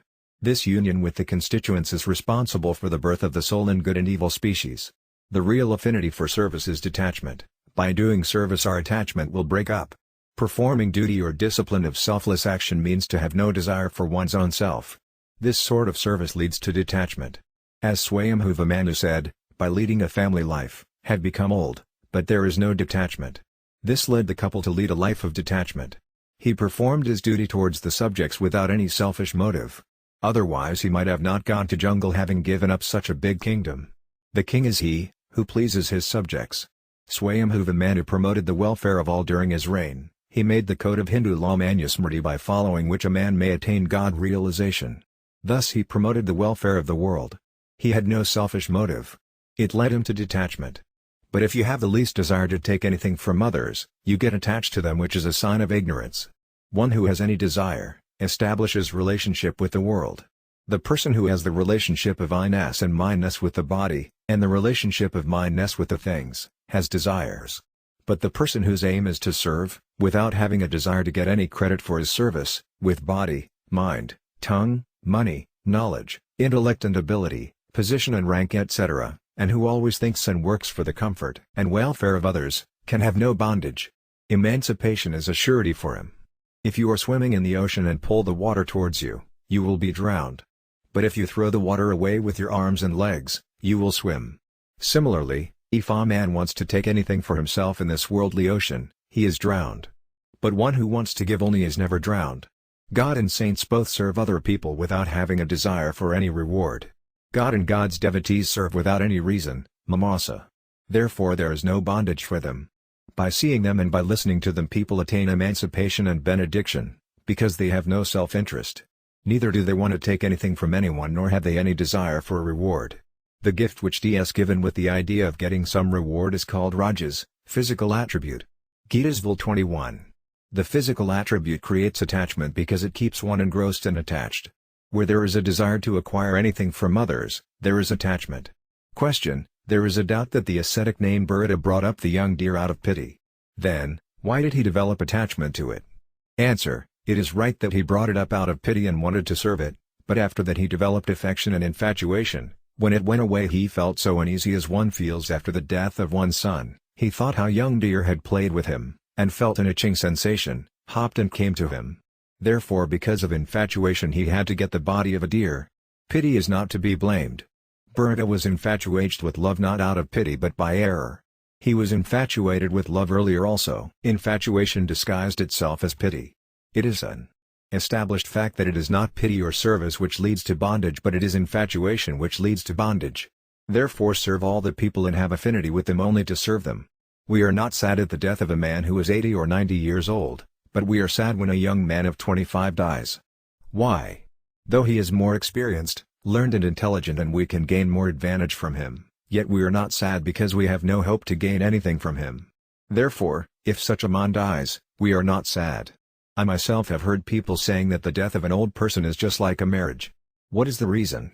The reason is that we have no hope of getting any monetary gain from him.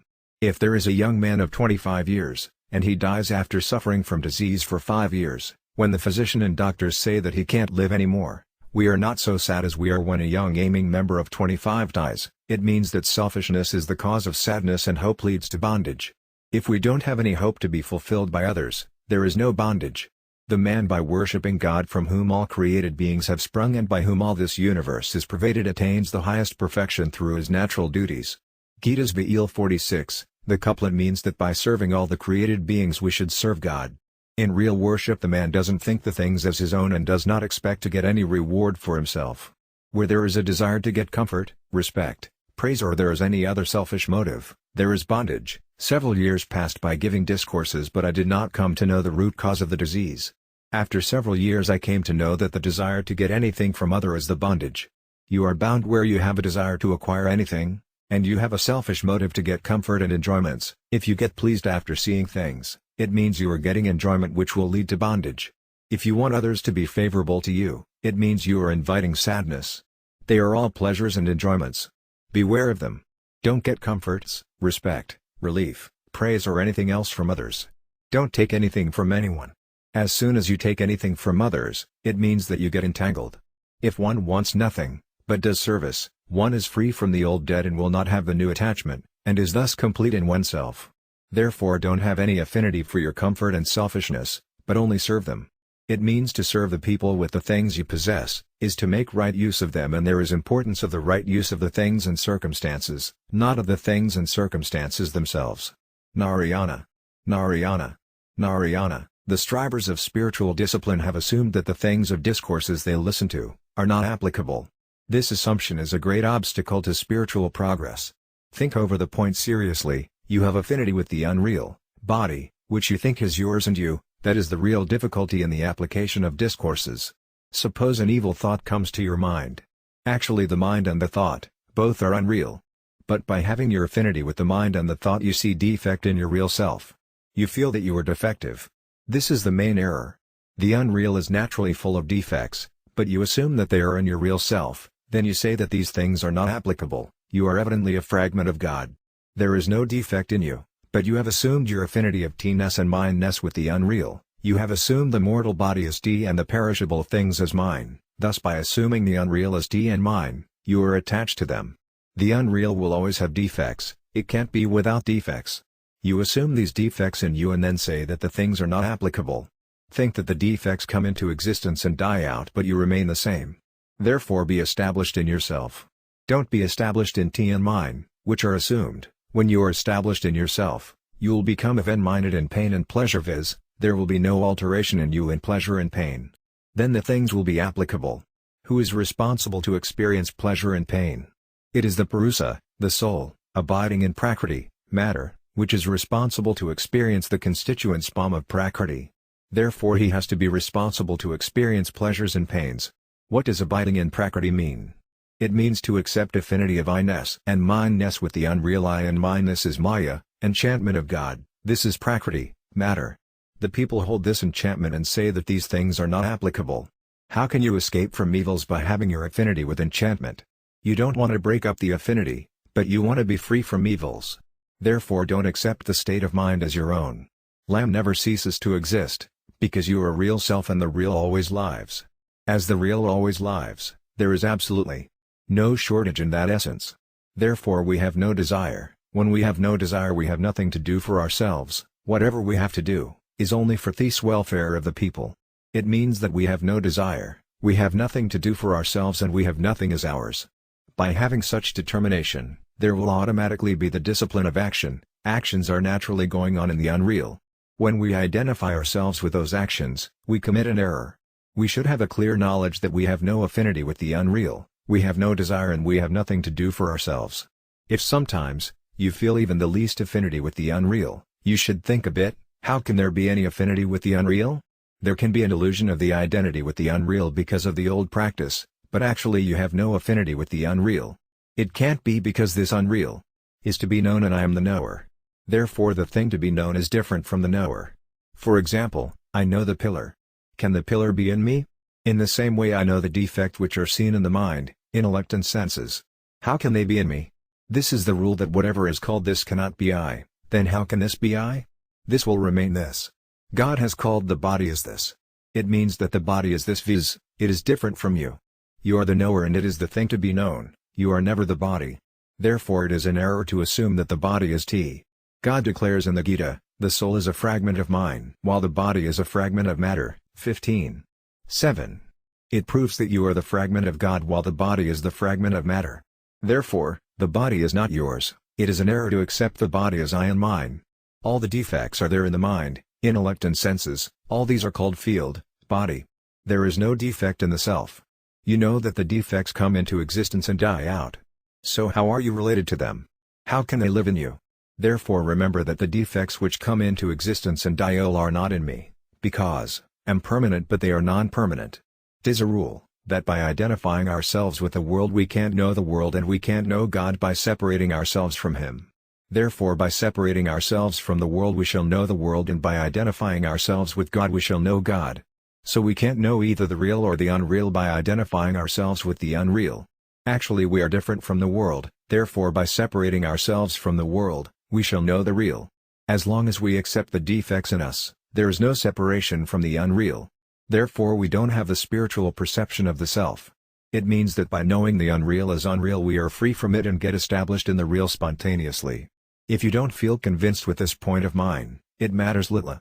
If you believe that by practicing constant remembrance the inner sense can be purified, do it surely, one don't forbid. But the inner sense will not be purified so quickly as it will be by breaking up your affinity. The reason is that in trying to purify the inner self, you will accept the unreal as real. You are real self. In spite of being real, you accept the existence of the unreal mind and intellect by accepting them as your own, and thus you accept them real. In this way, by accepting the unreal as real, if you want to set them right, it will take a lot of time, and even then they will not be set right. We have acquired something new from the saints. The thing is that the three kinds of bodies, physical, subtle, causal, sthula, sikshma, karana, are different from us. The knower is known as kshatrajna, self. The body is different from the self because the self is the knower, and all the three kinds of bodies are TWB known, therefore you have no affinity with the three types of bodies. You have affinity with God. If you, instead of accepting your relationship with the body etc., accept it with God, it will purify the inner sense earlier than if you try to bring forth the good qualities and virtuous conduct. The more you try to identify yourself with God, the more purity will come to your body, senses, mind and intellect automatically, because you have accepted your identity with the real. You have got at the root of the matter. This is something very simple. Think over it seriously. The self is real and permanent, while the things such as bodies are unreal and temporary. These contacts come into existence and die out, therefore they are non-permanent. EL. 14. Don't accept your affinity with them but remain established in the self, because the enjoyments born of contacts come into existence and die out. The contacts with them produce cold and heat, happiness and unhappiness, viz., by creating favorable and unfavorable circumstances, give pleasure and pain. They are the birthplaces for pain. When you are engrossed in these enjoyments, you are attached to the unreal, and then make efforts to purify the mind and you think that you are doing right, but they go out of your control. This is the problem and the obstacle. This leads to disappointment for God realization. The solution is that the self is the same and has no affinity with the unreal. Give up your assumed affinity with the unreal. And accept your affinity with God, that you are His and He is yours. The error is till you have assumed the unreal as I and mine. It is not possible to purify the unreal by assuming it as I or mine. The reason is that the real, by assuming its affinity with the unreal, has accepted its existence, and now you want to purify it. How is it possible? By maintaining the impurity of mindness. How can you purify the unreal inner sense etc.? Therefore, first give up your affinity with these unreal mind, intellect, body and senses etc. Then accept the fact firmly that you have your affinity only with God. By accepting this fact, they will be purified themselves. A small boy always wants to stay on the lap of his mother. If his mother puts him down, he starts weeping. Similarly, if you catch the unreal by giving up the real, why don't you weep? You should weep that you have fallen down from the lap of God, and you will live on this lap, like a small boy. If you depend on the real and maintain your affinity with God, it is okay, otherwise start weeping, if you happen to have affinity with the unreal. If you do so, God will have to keep you in His company by wiping out your affinity with the unreal, because He is more gracious than the mother. He can't bear this pain of yours about God realization. Narayana. Narayana. Narayana. Importance of determination. The people who are immersed in enjoyments and prosperity can't even decide to attain God realization. They are far from God realization. 44. They can't know the Supreme Spirit, Paramatma, even by striving. How long? As long as they are immersed in enjoyment and accumulation. As long as there are feelings to enjoy the worldly pleasures and to accumulate wealth, they can't reach the EOF attaining the Supreme Spirit. They can't even decide to attain Him, because enjoyments and accumulation have taken the place of God in their hearts. They want to enjoy worldly pleasures, and for enjoying them they accumulate wealth. This liking for accumulation and pleasure is very fatal. Money is to be spent for one's own maintenance and for the maintenance of others. Accumulation of wealth leads to degradation. The liking to accumulate more and more money and things is a great obstacle. Not to talk of this, even the accumulation of knowledge by studying the scriptures and the sacred books can't lead a man to know the Supreme Spirit. He can't even decide to attain Him. The one who wants to attain blessedness has the only intellect and determination that he has to attain God, and this is the only aim of his life. But the men who are immersed in pleasures and accumulation have many intellects, and those intellects are many-sided. Their intellects are boundless, and the branches of each intellect are also boundless. As to get a son is an intellect, and to get him to take medicine, to practice incantation, to get blessing from a saint, or to have a holy pilgrimage are the different branches. Similarly, to get wealth is an intellect, and the different methods such as business, service, theft, robbery, quackery and cheating etc., are the different branches of that intellect. Such type of people can't even decide to attain God realization. 9:30. In the Gita, God has laid great emphasis that there shall be only one determination to attain God realization. It is given unique importance which can't be expressed in words. Even an all-round evil deer, who does all kinds of evil such as falsehood, hypocrisy, dishonesty, immorality, gambling, theft, adultery and eats forbidden food, if he decides to attain God realization, he should be regarded as a saint. Why should such an evildoer be regarded as a saint? God orders that he should be considered a saint because he has the only determination to attain God realization. Now according to the determination, his life will become religious. He has the only objective, the only aim to attain God realization, whatsoever may happen. Now a question arises that the people who are immersed in accumulating pleasure and prosperity can't decide to attain God realization, while the greatest sinner can decide. There seems to be contradiction in these statements. Generally the sinners have no liking for adoration.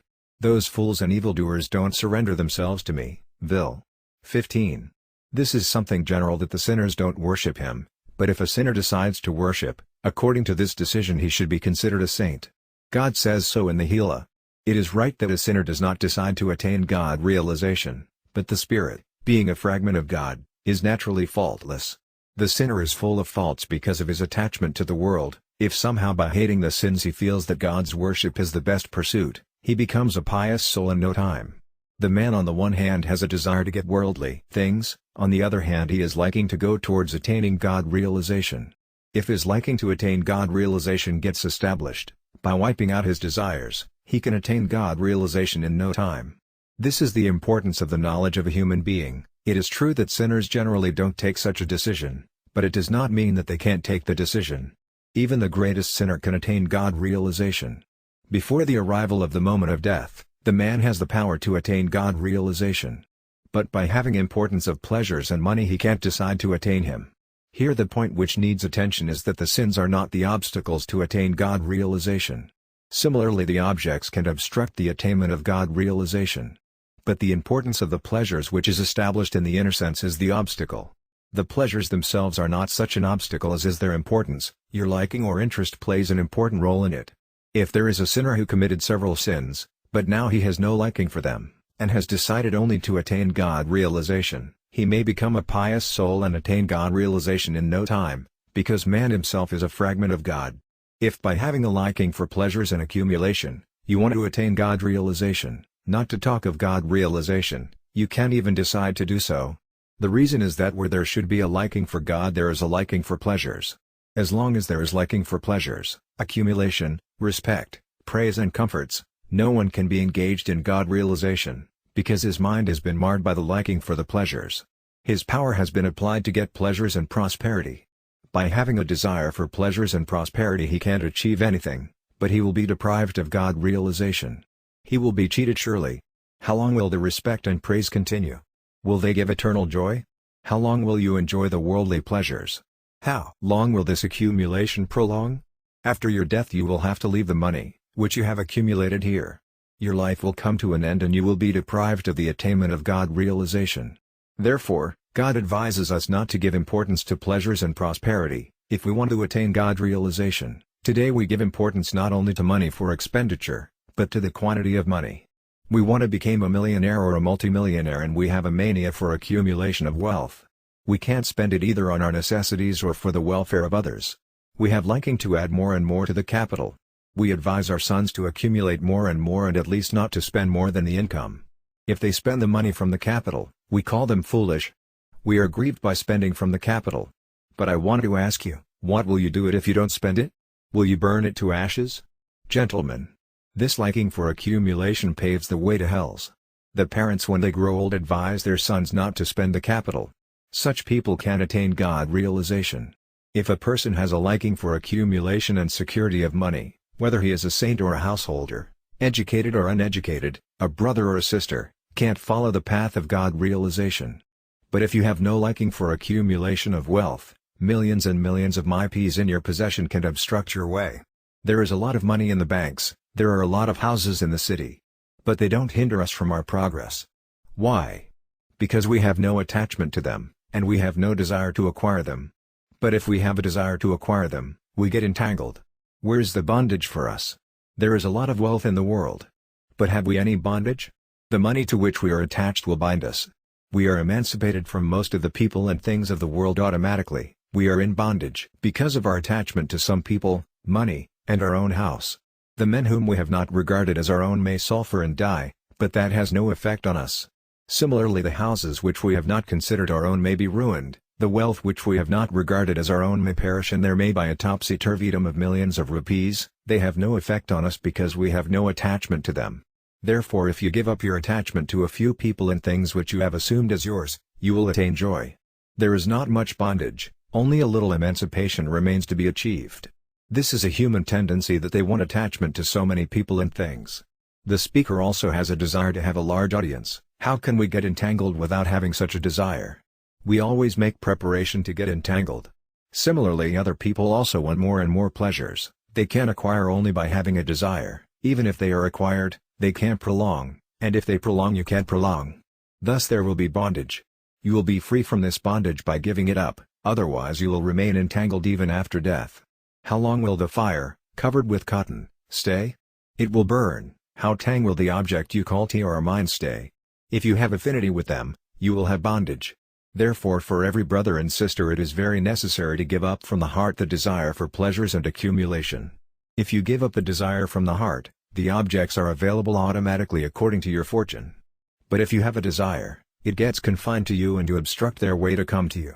If you give up your desire, your necessity spreads everywhere and the people are inspired to satisfy your desire automatically. If our desire is fulfilled and accordingly we get a house or some wealth, we feel that we are successful. By giving up the desire, the things will be utilized successfully and we shall be free from the slavery of objects and creatures. If you want to be constantly established in the Supreme Spirit, remove the attraction for the things which are born and perish. If you are entangled in them, you can't attain the imperishable essence, God, you will be deprived of Him. If you have liking for pleasures and prosperity, there will not be any profit but you will be deprived of God realization. Either you will not acquire money and pleasure, or if you acquire, they will not remain forever. There will be nothing but bondage which will lead you to birth-death cycle and hells. Therefore, renounce your desire for pleasures and accumulation totally. I don't oppose to your getting possession of money. But I oppose your being a slave of wealth. If you feel equally delighted by earning a lot of money by justice, or by losing it, it means you are really rich. But you are happy by acquiring money and sad by losing it, so you are not the master of money but you are the slave of money. If you lose the money, you lament for it. You think, our master, money has gone away, now how can we live without it? Oh! You, the earning hand, are present, so why do you worry? But you don't understand. You have accepted the wealth as your favorite god. Those who have accepted the wealth as their favorite god have to depend on falsehood, hypocrisy, dishonesty and fraud. They have an established opinion that they can learn money without falsehood, hypocrisy, forgery, dishonesty, quackery and black marketing. As a devotee of God depends on God and virtues, in the same way the devotees of wealth depend on fraud, hypocrisy, falsehood, quackery etc. Whatsoever advice they may get, they have their firm belief that the money cannot be earned without falsehood, hypocrisy and black marketing at day. Even Brahma, the creator of the world, can't make them understand. If someone asks them to have fair dealings, they consider him a fool. How can a man earn money without falsehood, fraud, dishonesty and injustice in the world of today? They have this established opinion. Therefore, if you want to attain God realization, you will have to give up the hope for accumulation and enjoyment of the things such as money etc. By having a liking for pleasures and prosperity, it is not possible to attain God realization. These days the main reason why people don't understand the things of spiritualism and God realization is that they don't give up their liking for pleasures and accumulation, neither do they want to give it up from the heart, and without giving up this liking, the topic of God realization can't be understood. Narayana. Narayana. Narayana. Don't depend on the unreal. CIASE man's great error is to depend on unreal objects. If a man thinks I can't lead a good life without these objects which are born and perish, it is his main error. He, being a fragment of God, is real, while all the things of the world are kaleidoscopic, therefore they are unreal. The real never ceases to be, viz., the real always exists without any shortage. The unreal has no existence, viz., the unreal is ever changing. When the unreal things seem to exist, they are perishing at that time also. Therefore the essence of the two, the real and the unreal, has been perceived by the seers of truth, EL. 16. The knowledge of the two means the experience of the real. L have been the same since childhood. This is everyone's experience. There has been a change in the body, power, ability, place, time and circumstances, but I am the same. These kaleidoscopic things are unreal and I am real. The real remains the same without any shortage. Even then man thinks that he depends on the unreal. He thinks that he cannot work without money, family, house, clothes, food and water. Their dependence means dependence on the unreal. They have no independent existence. If they had independent existence, how would they be called unreal? The unreal means having no independent existence. It depends on someone. It perishes all the time and changes into the invisible. We should be surprised, how devotee, being the real, depend upon the unreal. The main error is that we perceive dependence as independence. Try to understand the point. Suppose we want to buy spectacles, what to do? Whom should we request to manage it for us? Thus we are dependent. If we had got money, we would have bought spectacles. But without money we are dependent. But, the fact is that the money is also alien, not self. The money changes hands, but you remain the same. So the money is alien. Are you money? Therefore it is a great error that by depending on the money you consider yourself independent. This is a great misfortune that you regard your dependence as independence. There is no sin as great as this one. All the sins such as injustice, falsehood, hypocrisy and also hell are the results of this dependence. This is a great disaster. Is money self or alien? Dependence on the money is dependence or independence? Think over it seriously. This is a great misfortune that you feel independent while you are dependent. You assume that, if you have money you may travel by train or air and buy anything which you wish, therefore you are independent. But if you have no money, you are dependent, because you have to take money from others. But we don't think whether we are free or dependent by having money.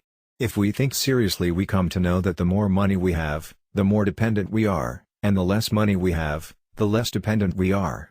Though it is evident that we may buy necessary things, if we have money, without money we can't buy anything. So how are we free? Brother, we shall be free when we have no necessities of spectacles, food, water and clothes. We are real, so we can live without the so-called necessities. But when will you achieve such type of independence? You will achieve such type of true independence, when you feel that you are different from the body, when you identify yourself with the body, the necessity of the body becomes your own necessity. When a man gets married, he buys petticoat and nose ring etc. He says that he needs them. If anybody asks him, do you wear petticoat and nose ring etc. he replies that he needs them at home. Thus by having affinity with a woman, her necessity becomes his necessity. Thus by having the affinity of I-ness and mine-ness the necessity of the body appears as your necessity. This is an error. It is not your necessity at all, it is necessity of the body. Question: I don't feel that I am different from the body. How to feel it? Answer: don't you know that you are real while the body is unreal? You are imperishable, while the body is perishable. How can you identify yourself with the body? Your error is that in spite of being real you assume your identity with the unreal body. Question: we know this separation. But the knowledge does not remain permanently. What to do? Answer: if we want to maintain it permanently, why will it not remain so? If it does not stay permanently, it means that you are not sorry for it. This is a fact that you are different from the body, you have got this experience. A fact is always a fact, but you don't have any regard for it. This is your error. You are worried to get the necessities of the body. But the fact is that the arrangement has already been made. We acquire the necessities of the body such as food and water by fortune automatically.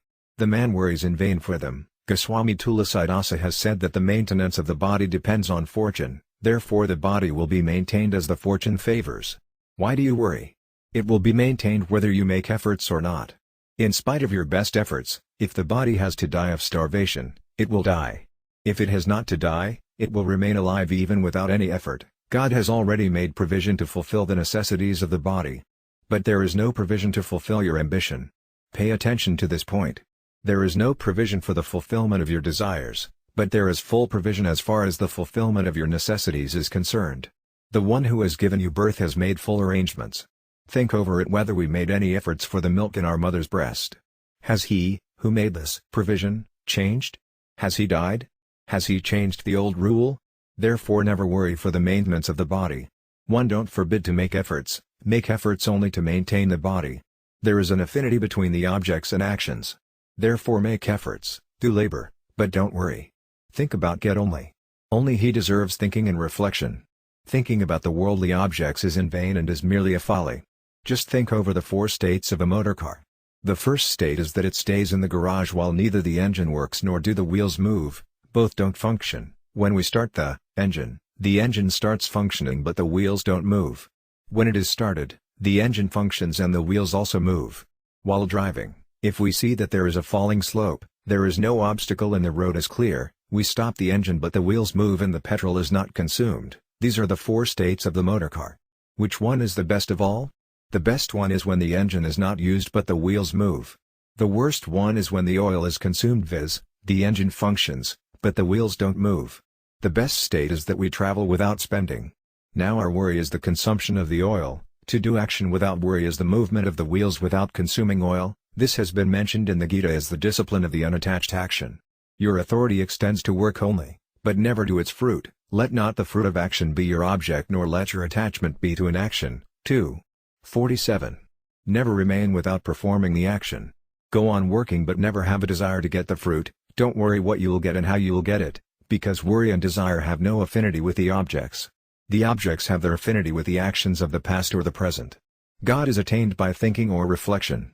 Here we should understand that thinking is not action. Thinking or reflection means the desire to attain God realization. God is attained by one's own desire and the objects are acquired by actions. Therefore perform actions. Why do you unnecessarily consume the oil by using the engine of worry, viz., why do you worry? Why do you have a desire? There is one thing to understand about worry.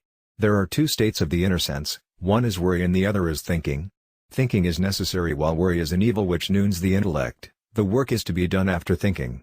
When, say don't worry, it does not mean that you should not think. Thinking is necessary. If a piece of work is done after thinking over it, it will be done properly, but if you worry, the work will not be done properly, there will be some error. The man who is worried loses his sense, therefore it is said, do not worry. Every work from the smallest to the biggest is to be done after thinking. By worrying we shall fulfill our necessity. This is not within our power. If we think seriously we come to know that what we call necessities of the body are really not necessities, because when the body is not real, how can its necessities be real? You are real, therefore your necessity is real. Your necessity is to attain God realization. This is your real necessity. Out of all the worldly desires, there is necessity only to maintain the body. It will be fulfilled only if it is to be fulfilled, otherwise not. But as far as the necessity for God realization is concerned, if you wish, it will be fulfilled certainly because we have been given this human body only for this purpose. The human body has not been bestowed upon us to eat, drink and be merry. It is neither for worldly pleasures nor for earning money. 'Tis mentioned nowhere in the sacred books that we have got this human body to earn money, or to make the body strong or to enjoy the worldly pleasures. We have got this body only for God realization. In attaining God realization there is a secret point which escapes people's attention. There is a great error that we want to attain God realization by spiritual discipline, by depending on the body. The reason is that in the spiritual discipline the sense of I continues the same. Until the sense of I is identified with God, there remains detachment from God. All the spiritual performances are done with the sense of I. Therefore God realization cannot be attained with the body, viz., with the mind, intellect and senses. Every human being has got the power of knowledge by which he can know that he is different from the unreal. Thus the man, by using his knowledge, that he is different from the unreal, can feel his situation automatically in the real self. Thus in the human body there is importance of this power of knowledge rather than the human shape. By identifying ourselves with the unreal, and because of our mindness and desire, we have given existence to I-ness. We can root out this I-ness by knowledge. By rooting out I-ness, our mindness, desires and identity with the unreal will perish automatically. Our main error is that by depending upon unreal things, viz., by having our affinity with them, we have assumed our separate existence. In the light of the knowledge bestowed upon us by God we can wipe out that error very easily and quickly. Narayana. Narayana. Narayana. Discipline of action. The body has several limbs such as hands, feet, senses, life, mind and brain etc., which work to maintain the body. The functions of various limbs are different. We give and take with hands, walk with feet. The functions of senses, life, mind and intellect are different. All the limbs while functioning are engaged in the welfare of all. Similarly, numerous creatures are there for the welfare of the society. All of them together should be engaged in the welfare of the entire world. Where we work with a selfish motive, there is an error.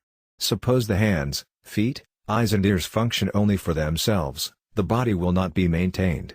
In the same way, if every creature works with a selfish motive, the world can't run smoothly, because all the bodies are the limbs of the world. A creature can't be proved separate from the world from any point of view such as construction, element and patronage etc. As the shape and the functions of the limbs of a body are different but they are limbs of the same body, similarly all the creatures of the world whether big or small are the parts of a gigantic body. Therefore being the parts of the gigantic body, we should work for the welfare of the gigantic body. If we work for our selfishness, we commit an error. The birds and animals don't possess this knowledge whether they should work for their selfish motive or not. But God has bestowed knowledge upon men.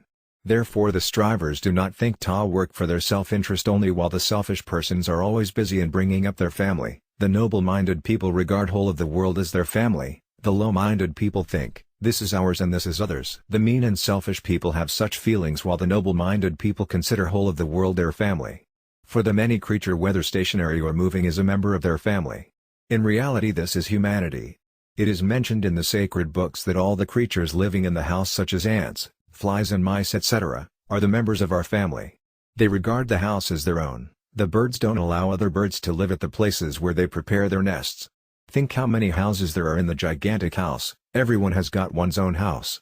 To perform actions by thinking the house is one's own is beastliness. To assume the body as DL and mine is beastly intellect. To have the sense of I-ness and mine-ness is not human intellect. The man with the Hernan intellect regards the welfare of all creatures as his own welfare. He has no personal welfare. Everyone's welfare is his own welfare. What is the reason that we are not making the spiritual progress quickly? The reason is that we have a desire for our personal welfare. We want to maintain our personality. We want salvation, comforts, welfare only for ourselves. We work by having such a beastly nature and therefore we are not progressing quickly in the direction of God realization. God has declared in the Gita the men may give pleasure, prosperity, to the gods and the gods in return may give prosperity to the men. By pleasing each other both of them may attain the highest benefit. 11. The men should worship the gods and give due regard to them and thus give pleasure to them. The gods should give men the necessary material to perform their duties so that they may worship them again.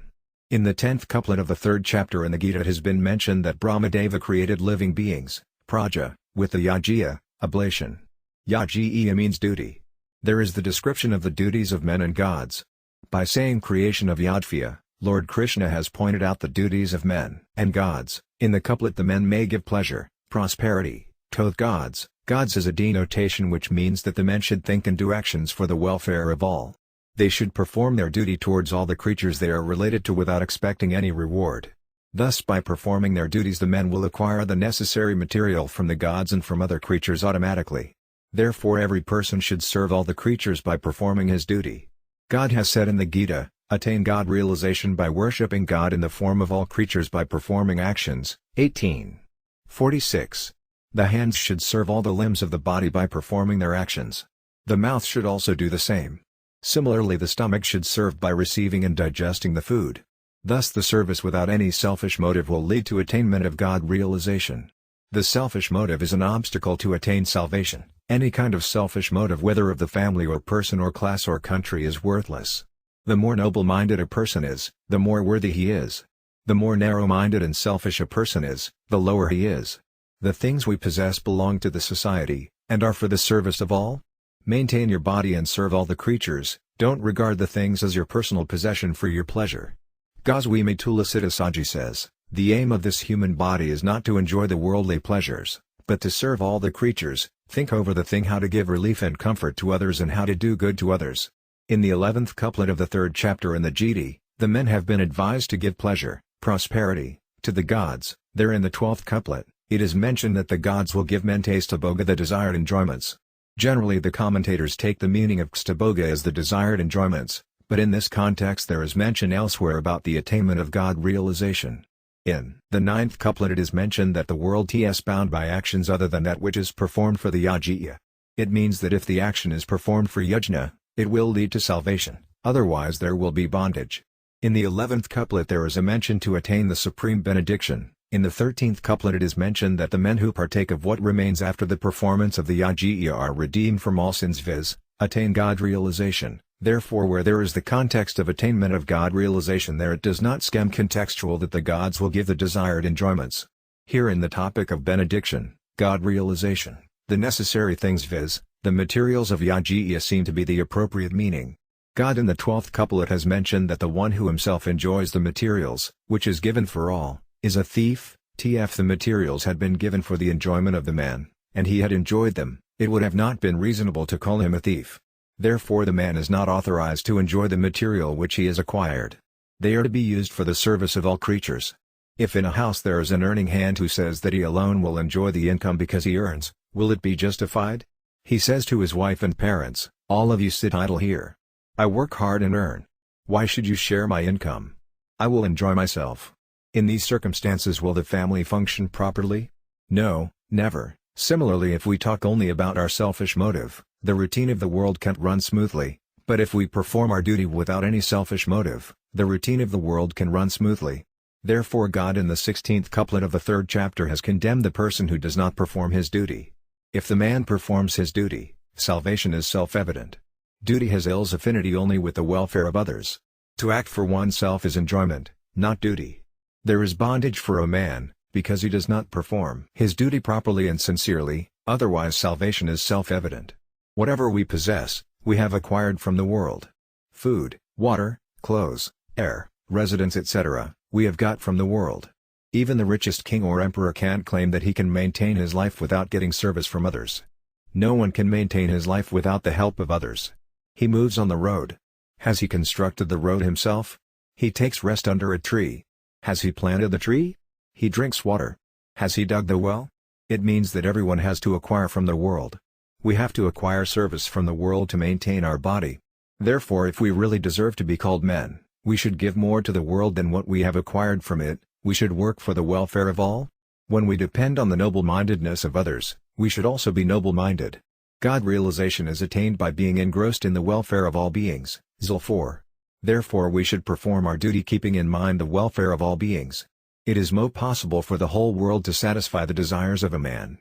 But a man can have the feelings of welfare for others in full, though we may not satisfy all the desires of a man, yet if we utilize the material which we possess in the welfare of others benevolently, we shall attain God realization surely.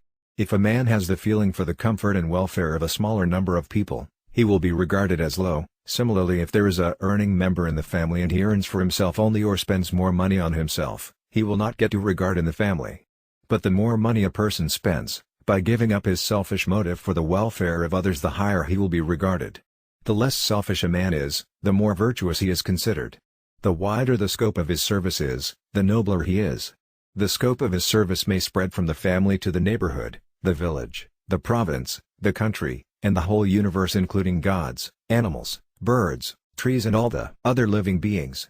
In this way, if he serves God, he will become the noblest. As by watering the root, the whole tree becomes green, in the same way if a man thinks about God and adores Him, who is the root of the whole world, he serves the whole world spontaneously. Thus we conclude that the wider the area of a man's service is, the nobler he is. Whatever we possess, we have acquired from the universe. Therefore it is our first and foremost duty to use it honestly in the service of the universe. This has been called the discipline of unattached action in the Gita. Narayana. Narayana. Narayana.